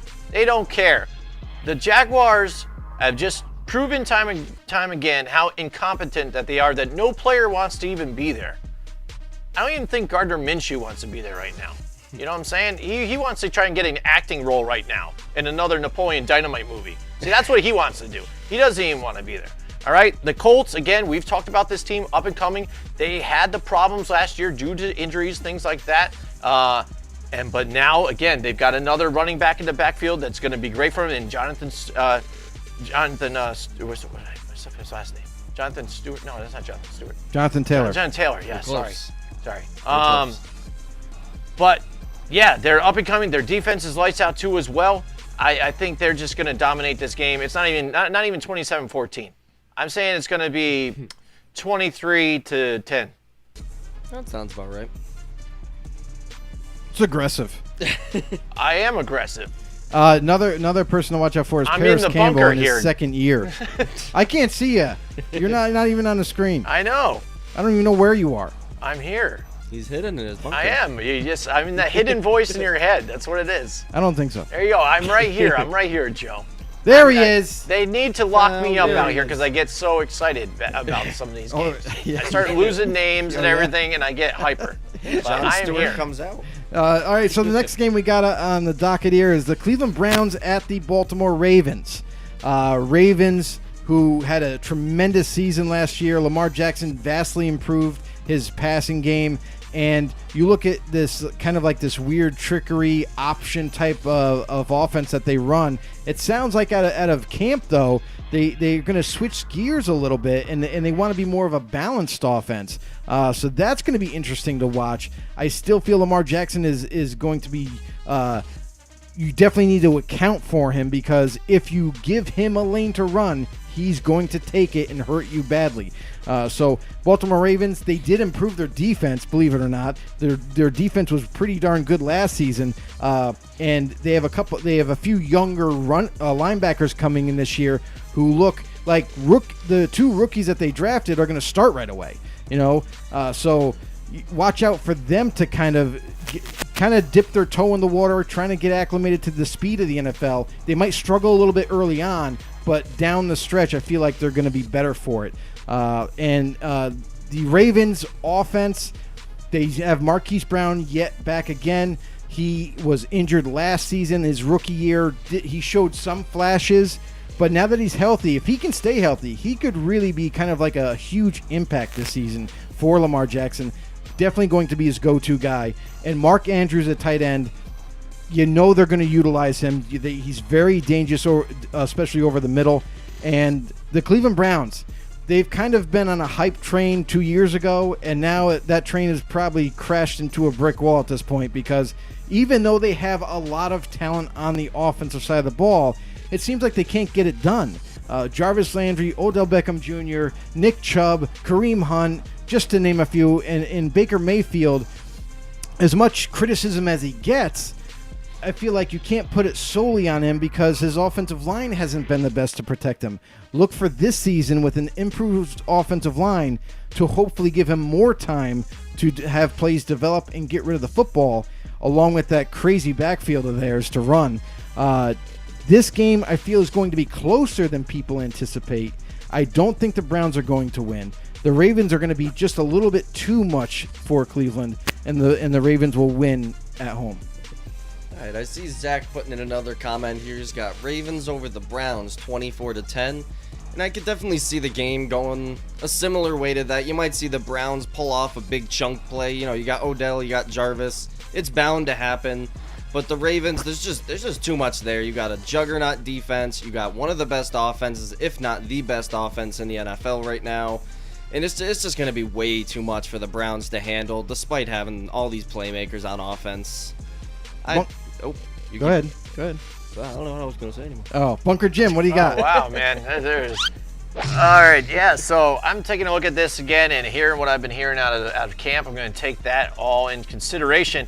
And this is the wrong team, the Cleveland, to play. First of all, week one here.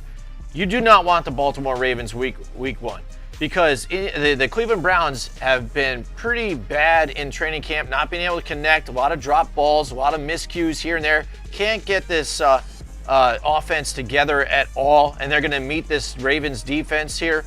I don't like it at all. I like the Ravens over the Cleveland Browns 27-9. It's not even going to be close. They can't even get it in the end zone. Pretty close to Zach's prediction. We'll see about that, because this is a divisional game. They know each other so well. I understand the Ravens team on paper is way more talented, but I feel like with those rookie linebackers, that might have something to do with this outcome. But the Cleveland Browns, they have been able to stay toe-to-toe almost pretty darn close with the Ravens, even as good as they are in the past. I don't think they'll be able to beat them, but I feel like this game is going to be closer than people think.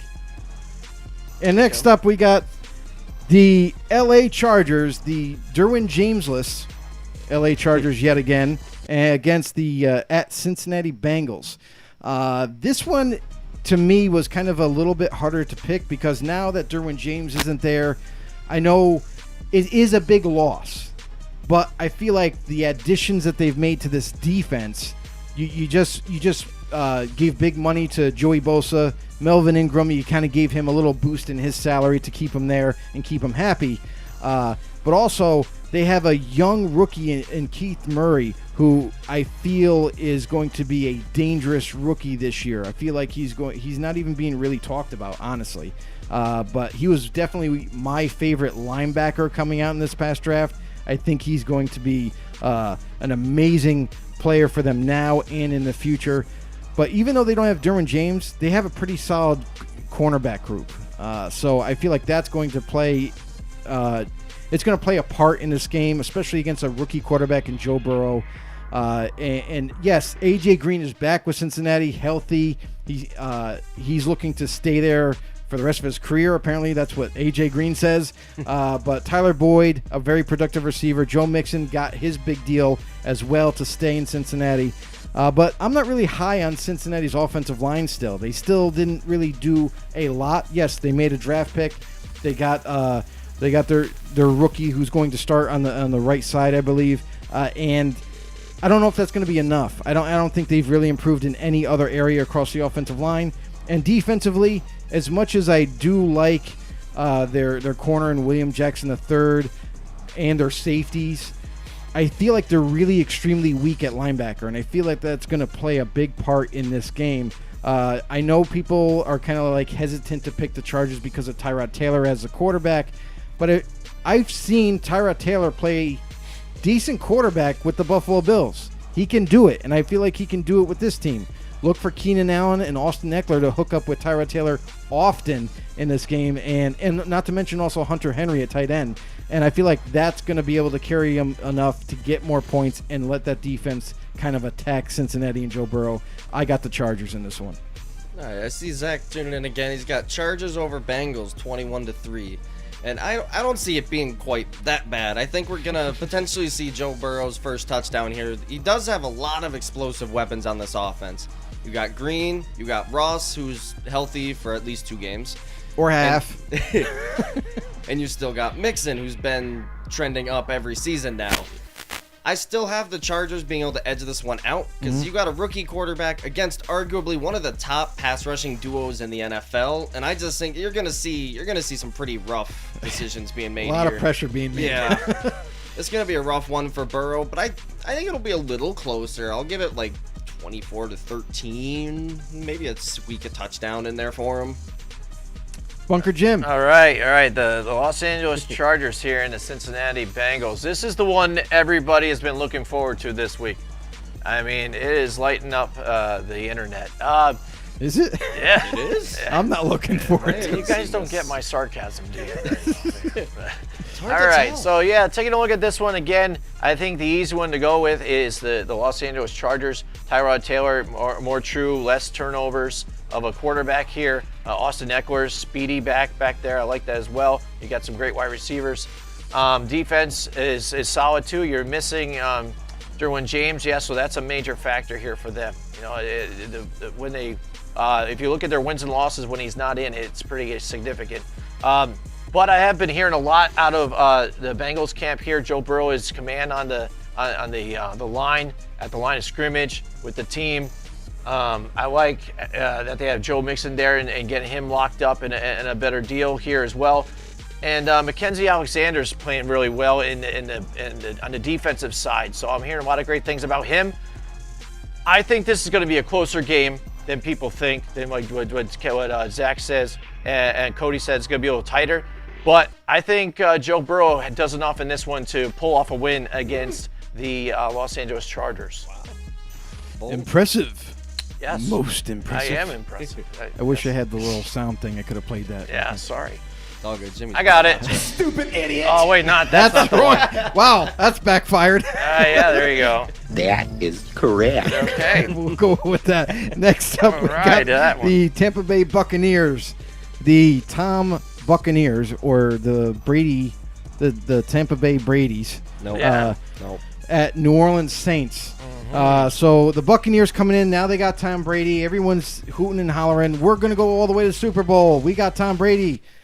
You got to do something first. You got to win your games, and you got to get into the playoffs, and then you got to win all those games to make it there. So They you also got have a Leonard Fournette and Shady McCoy and everything. You got to watch out. You got a long road, first of all, and the one positive for Brady coming to Tampa is that he has the best receiving core he's ever had in his entire career. When you got Mike Evans and Chris Godwin, and then you have tight ends like O.J. Howard, Rob Gronkowski comes back to play with Tom. I don't know for how long, maybe just this year, maybe 2 years.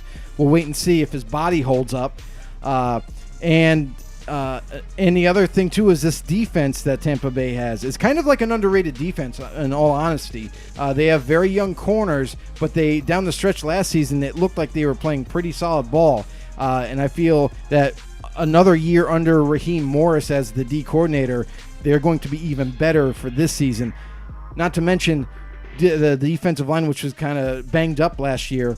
Shaquille Barrett comes back on a new deal. Look for him to continue his success in the backfield and getting a ton of sacks. Jason Pierre-Paul, healthy once again. Can he stay healthy this year to help out Shaq? We will see with that.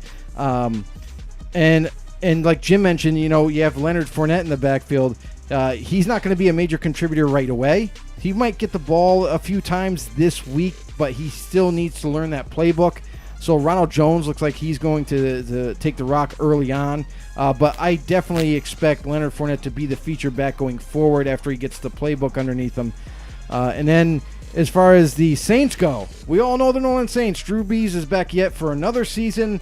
He's going to probably, by the end of the year, also threat threatened again that he's going to retire for the 4th year in a row.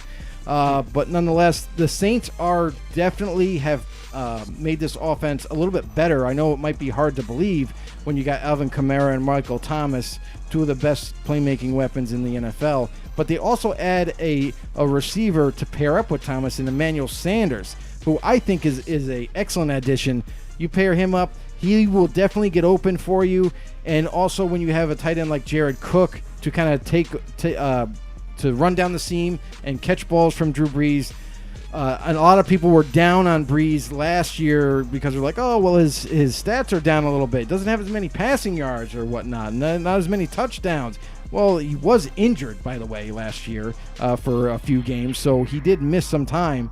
And I feel like this year might be a bounce-back year for Drew Brees and his success. Also on defense, pretty solid defense last year. They looked really well. You know, like 2 years ago, they kind of struggled for some unknown reason with the same personnel. And then all of a sudden, it seems like they woke up, and now they're good again. So we'll have to wait and see how good they end up becoming for this season. Maybe it's kind of like an every other year thing with them. Who knows? But Tampa is definitely more competitive this year against New Orleans. But I feel that I'm going to kind of go with a little bit more experience in terms of the overall players on the Saints. Being at home, I feel like this will be a shootout, by the way.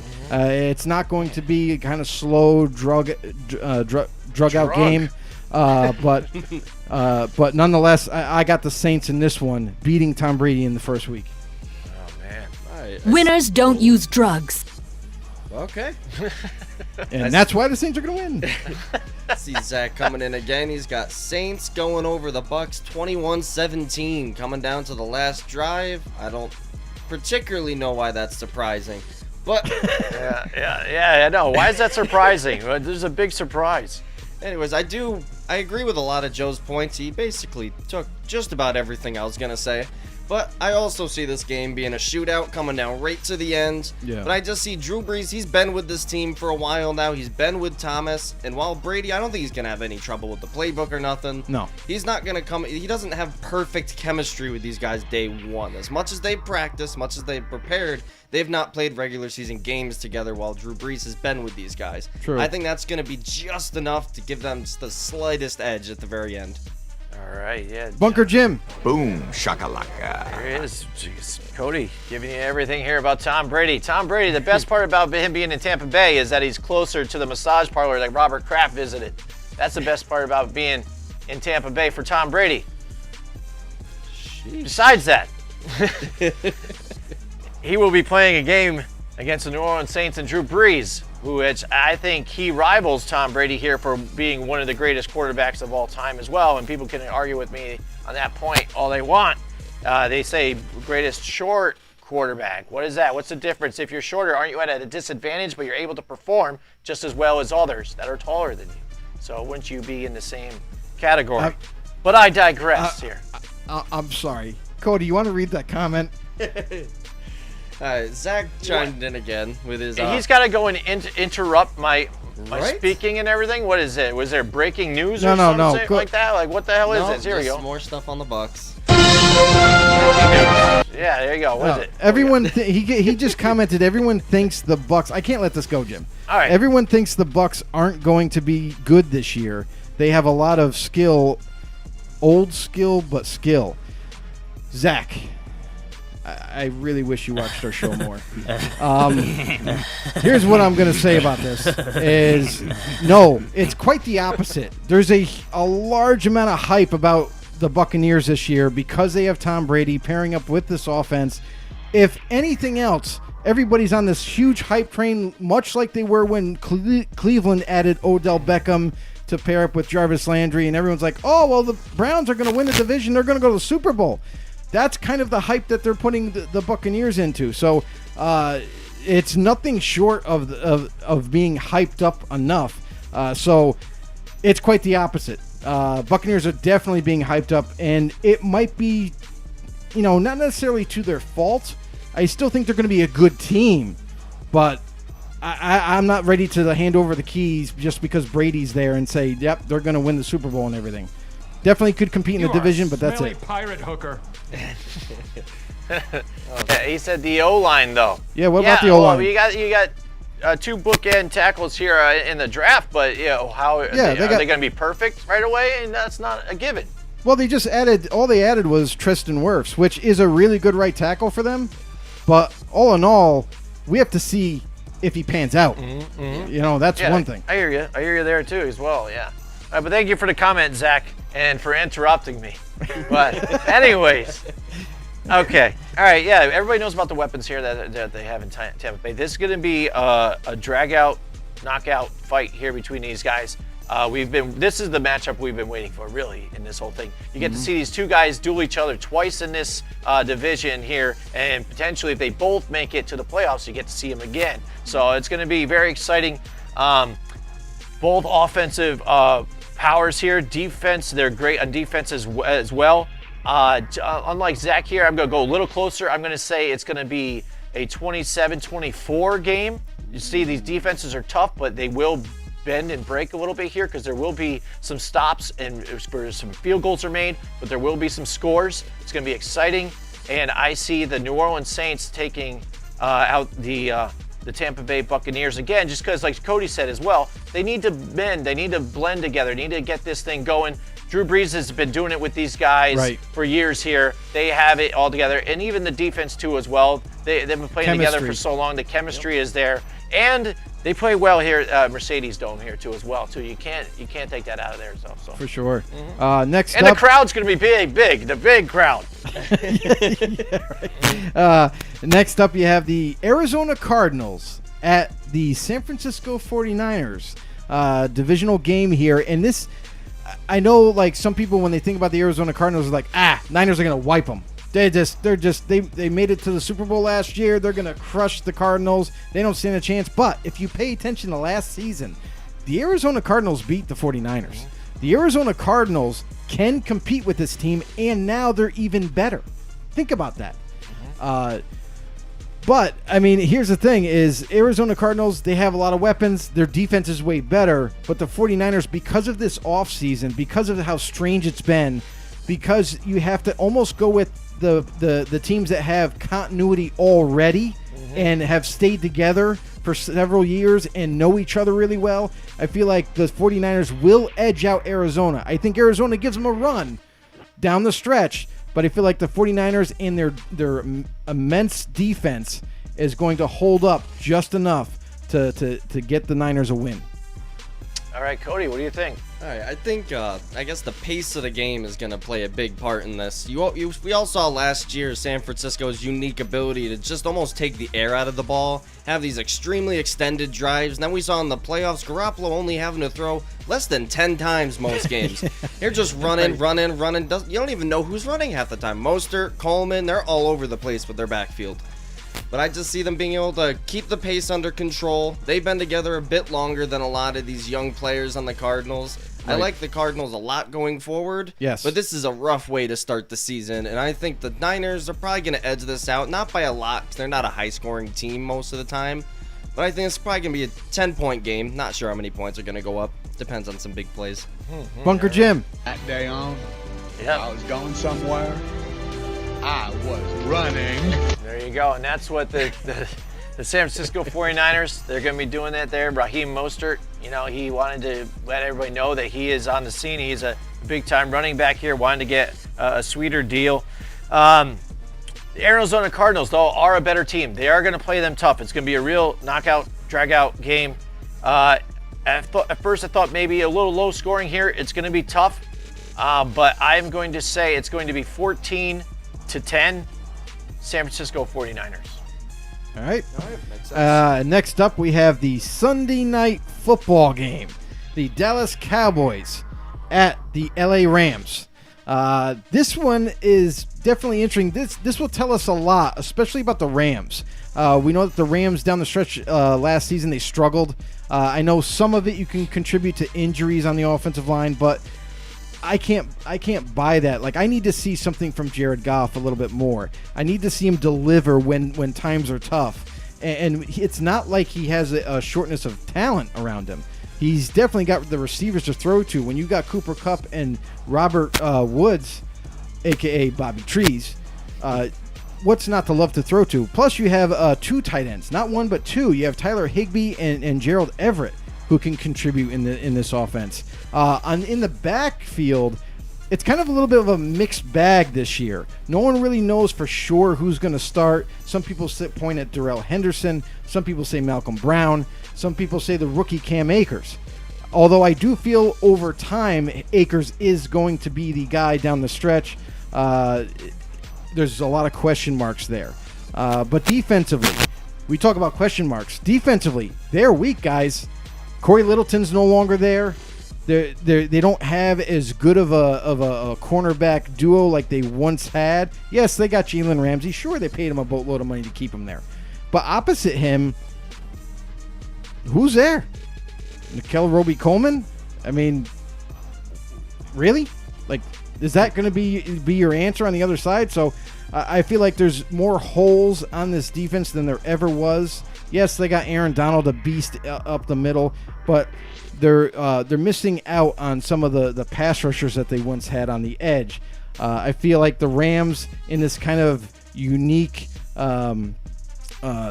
offseason that they've had, and I don't feel like they're as strong as they used to be. So I feel like they're going to be on a little bit of a decline this season, even more so than last season. And the Cowboys look like they're stronger. I mean, let's face it, their offensive firepower, when you got Ezekiel Elliott in the backfield, Dak plays well. As long as he's able to utilize the play action, he's going to deliver, and they're going to run the ball with Zeke. I know Mike McCarthy is there. He's the new coach on campus, so to speak. And I don't think the offense is going to really change that much, even though he's taking over. I feel like they're going to keep it somewhat the same because that's how successful they've been, so they might as well stick with it, especially with the offseason the way it's been. And they add rookie CeeDee Lamb, who they thought they would never get, to be honest, at 17. He kind of just fell right to them. So now they team Amari Cooper up with CeeDee Lamb, who I believe is going to be in the slot, and Michael Gallup on the other side, along with Blake Jarwin at tight end, who's going to finally get his starting opportunity here. Offense looks like it's going to be pretty dangerous in the NFC East. And then defensively, they got a little bit to prove. Yes, they lost Byron Jones in the offseason, but nonetheless, they still got Chinedobe Awuzie playing corner on one side. They got Anthony Brown playing on the other, which I think they're still solid there. And overall, now that they also have Everson Griffin to team him up with DeMarcus Lawrence, that might create some dangerous pass rushing opportunities. Cowboys, I think, are the better team all in all. I'm going to go Cowboys against the Rams. All right, I see Zach came in again here. He's got the Rams edging the game out 24-21. And I think I see it being a bit higher, but I am going to join him on the Rams on this one. I think it's going to be a very close game. I think you're going to see both offenses able to almost not really do what they want, but able to move down the field relatively easy. As you got the Rams, who have lost a lot. They still got Ramsey, still got Donald, but their defense is just not as complete as it once was. Cowboys have an extreme weakness in their secondary. You don't have very strong safeties. You got two very young, still unproven corners. And I see Goff being able to take just enough advantage of that to edge them out at the end. I'm going a bit higher than Zach, though. I'd probably go like 30-27. I think this is going to be a shootout and an excellent game to watch. Bunker Jim. I think Cody needs to stop smoking the weed or start maybe, whatever it happens to be. Drinks. The Los Angeles Rams, they still have all the weapons that they had there, minus the running backs here, but they've been able to get some stuff done besides that. Defense, again, like I agree with Joe, you're seeing them weakening on defense. They're grasping at straws. They're overpaying Jalen Ramsey. I think this is the epitome of Olympus has fallen. This team, I think, is on the downward spiral. They're not going to be getting it done anymore. The Dallas Cowboys, I hate to say it, but they are a more solid team than the Los Angeles Rams at this point. I think there's going to be the running attack from the Dallas Cowboys is going to be too strong for them to handle. I think the Dallas Cowboys are going to edge this one out. It isn't going to be like a 30, like what Cody was saying here. No, I don't think so. This is going to be a lot closer of a game, and it's not going to be very exciting. All right. So then we switch gears and we're going to go to Monday Night Football. Wow, shots fired. But Monday Night Football, we have the Pittsburgh Steelers with and Zach too. He's smoking a lot too. So he's on that train too. So I can't leave Zach out. With Monday Night Football, we got the Pittsburgh Steelers with Big Ben returning. Everybody, yep, yeah, he still plays football. By the way, I know it's been a couple of years, but now he's playing again. So Big Ben returns, and he's going up against the improved defense of the New York Giants. So this game looks like it's a really interesting game for me. You got the return of Big Ben. You got the Giants, who just acquired Logan Ryan to play opposite James Bradbury. That's nice to start with. And then, is Juju going to be? Is he going to be? A part of this offense? Because I feel like the Giants are going to have the game plan. Joe Judge is kind of right along the same lines with Bill Belichick in terms of being a no BS type of coach, a guy that demands results and runs a tight ship. So I feel like the Giants are going to definitely double team Juju, and they're going to make Big Ben or try to force him to throw it to other weapons that they have, other unproven ones. Yes, James Washington is all great and all, and Deontay Johnson I know is projected to be the starter, but all in all, they're not elite weapons. So I feel like they're utilize that kind of defensive game plan and kind of hopefully stump Big Ben in his return back. The other part of this equation too is James Conner is once again healthy. They definitely do like to run the football, so they might test the Giants early on to see if they can get any movement early on in the game, in the running game. And the Steelers definitely have one of the best defenses. It was proven last season, especially when they acquired Minkah Fitzpatrick via trade, which I still don't understand, Brian Flores, why you traded Minkah Fitzpatrick among others. But nonetheless, I think he wasn't happy anyways. Nonetheless, it's definitely improved their defense to the point where now they are, what was once a weakness is now they are super strong. So this is going to be a true test for the Giants in this opening week.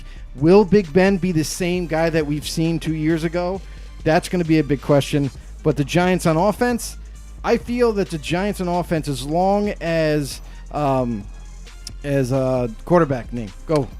Daniel Jones? Daniel Jones. Ding, ding, ding, I win. As long as, Jimmy, Bunker Jimmy wins. Cody, you're a little late on the answer. You suck. But Daniel Jones at quarterback in his second year, I know that this offense had to learn a little bit, a new offense again, but I feel like Daniel Jones will be more comfortable. He'll be more vast in reading coverages, and he's definitely worked on his fumbling issues in the offseason, because reports out of New York saying that they were doing that the whole time. They were trying to hit him with these boxing gloves, trying to knock it out. They were just throwing stuff at him, pads at him, doing whatever they could. So because of that strong, conscientious effort in preventing fumbles, I feel like the Giants will be better for it. Barkley's back. Of course, the old cast of Evan Ingram, who's always hurt, and you got Sterling Shepard and Golden Tate's there. But they do have a weapon who I'm very high on, and I know you guys are too, is Darius Slayton. Right? I got his name right? Yep, you're all okay. But I look for him to not only be the number one receiver, but also be the difference maker for this offense. The offense should run through Barkley and him, as long as Daniel Jones can again adapt and play a little bit better this season. Giants offensive line got a little bit better, so in turn I think that's going to lead to more success. Unfortunately, I think in this home opener, I'm going to roll the dice here in a sense and go with Big Ben in his return. I feel like the Steelers defense is so darn good that they're going to at least hold them into the game, if not play a big part in maybe even scoring if the Giants make some mistakes. I'm going with the Steelers going into New York and taking a W. All right, I see Zach coming in here again. Jimmy might be on something with the smoking part. See him trying to make a joke. Giants 21-0. Just kidding. Steelers 27-14. Oh, yeah, that's freaking hilarious. Ah, horse shit! Yeah, no, that's funny. I think it's going to be a very telling game for both teams. We're going to get to see if Daniel Jones really has worked on those issues with this defensive line coming at him. You got TJ Watt coming off the end. You got Hayward, who I think he just thinks it's a big deal. Yeah. Yep. Just signed. You got that he's got to work with, plus a lot of playmakers on this Pittsburgh defense. And on the other end, you got Big Ben. Is he going to be the same? Is he going to be able to stay on the field? We'll all see that going forward, and then we'll see if Deontay Johnson is legit. But I do see the Steelers being able to come out. I think it's going to be a closer game than a lot of people think due to all the question marks for both teams. But all in all, I'm very excited. I think the Giants do have a realistic shot to win this game. Yeah. If Daniel Jones doesn't make many mistakes. Bunker Jim.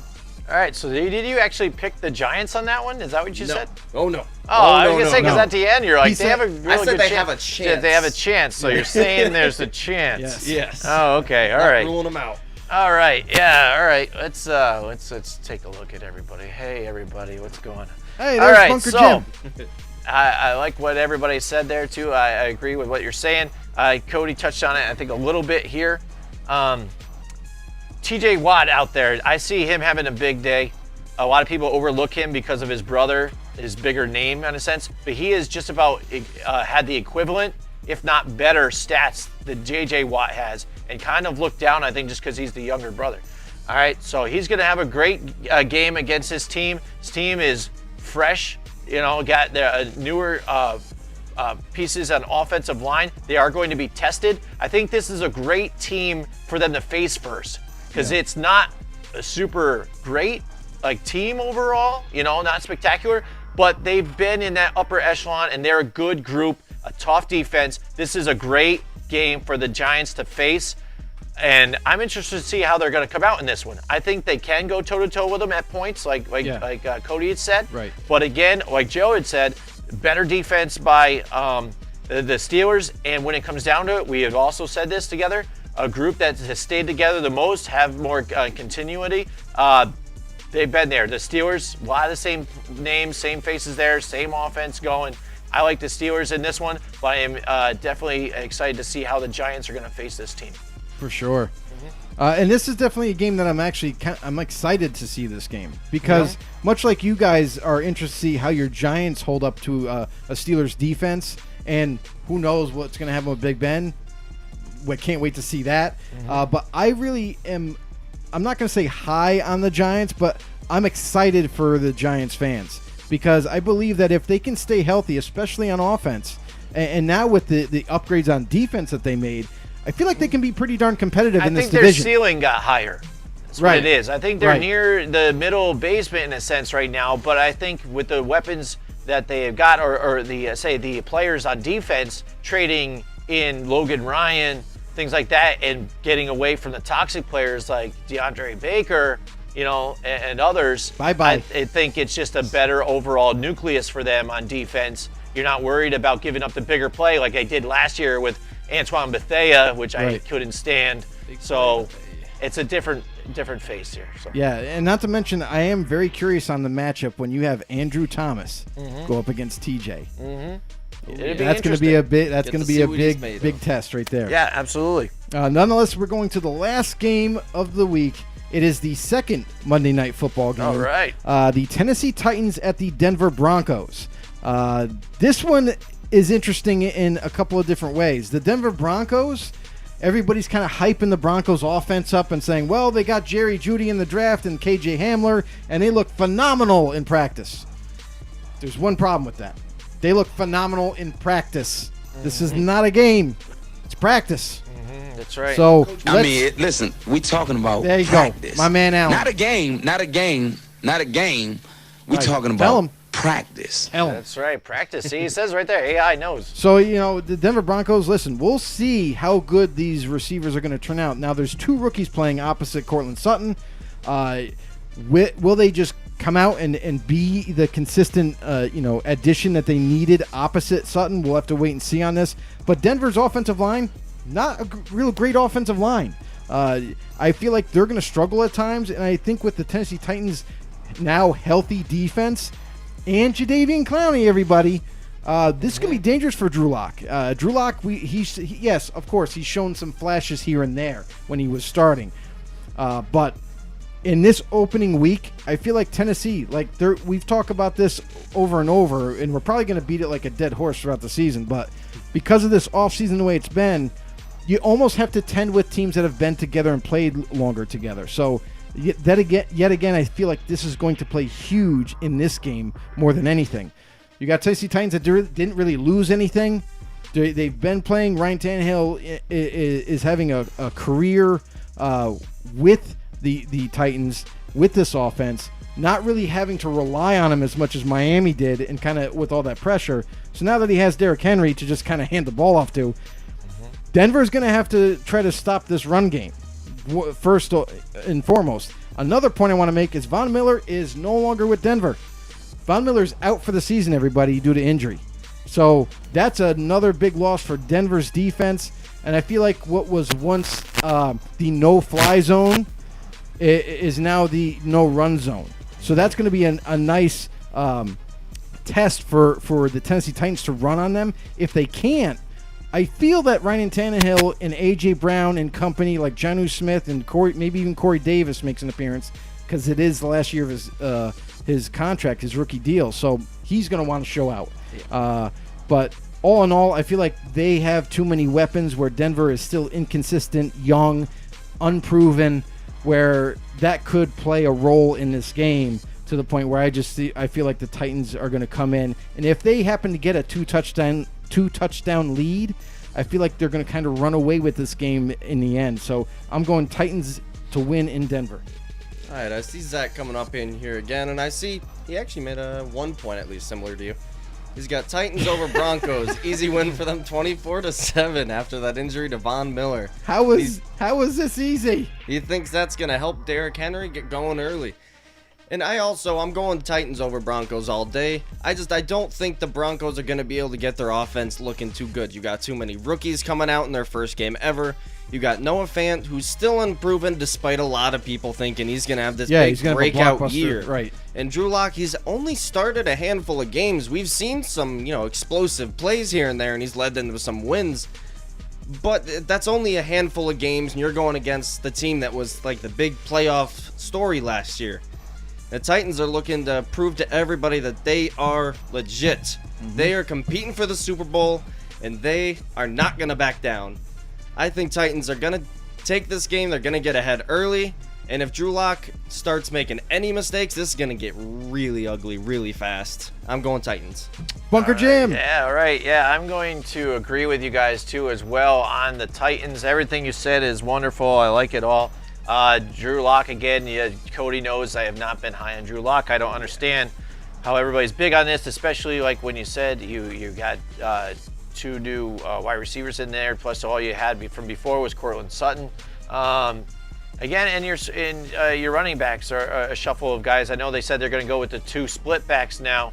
That's going to be interesting. And then losing Von Miller is a big deal with them. Oh, yeah. I mean, yes, they're excited about getting Bradley Chubb back, but then all of a sudden, there you go. Von Miller's just down just as quick. Right. And we've seen them lose some guys that they had in the backfield to other teams, stuff like that. Not that they were that stacked in the backfield before.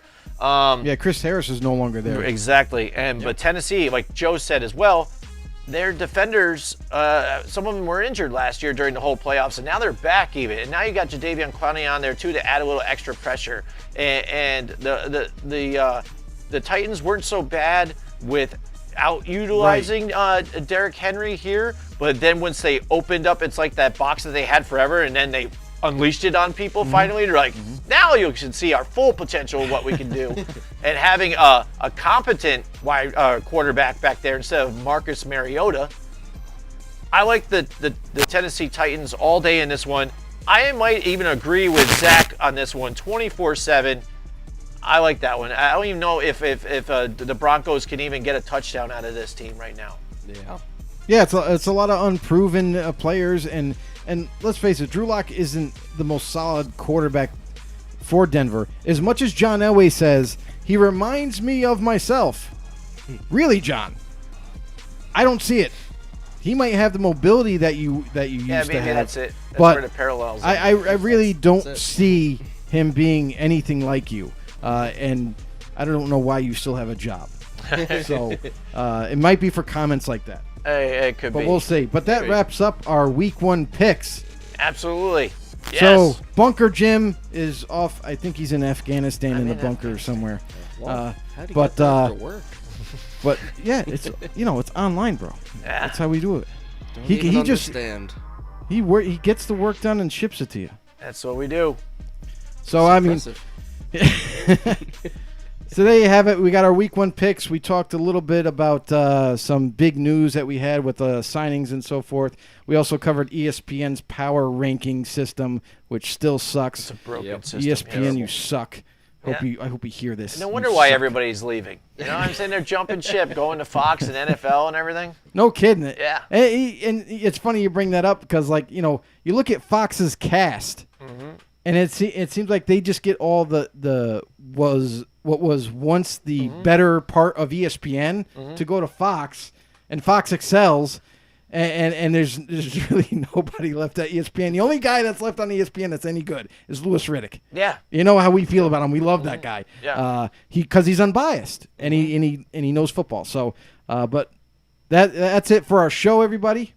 I don't know, Bunker Jim, if you got anything to add. Oh, I absolutely do. Like, share, post. Don't forget to join our group, Football on the No Show, and also subscribe to us on YouTube at Football on the No Show as well, and hit us up on Twitter and FB_no. And don't forget Facebook, everybody. You can also follow us on there. Yep, absolutely. Thanks a lot, and we'll see you guys next time.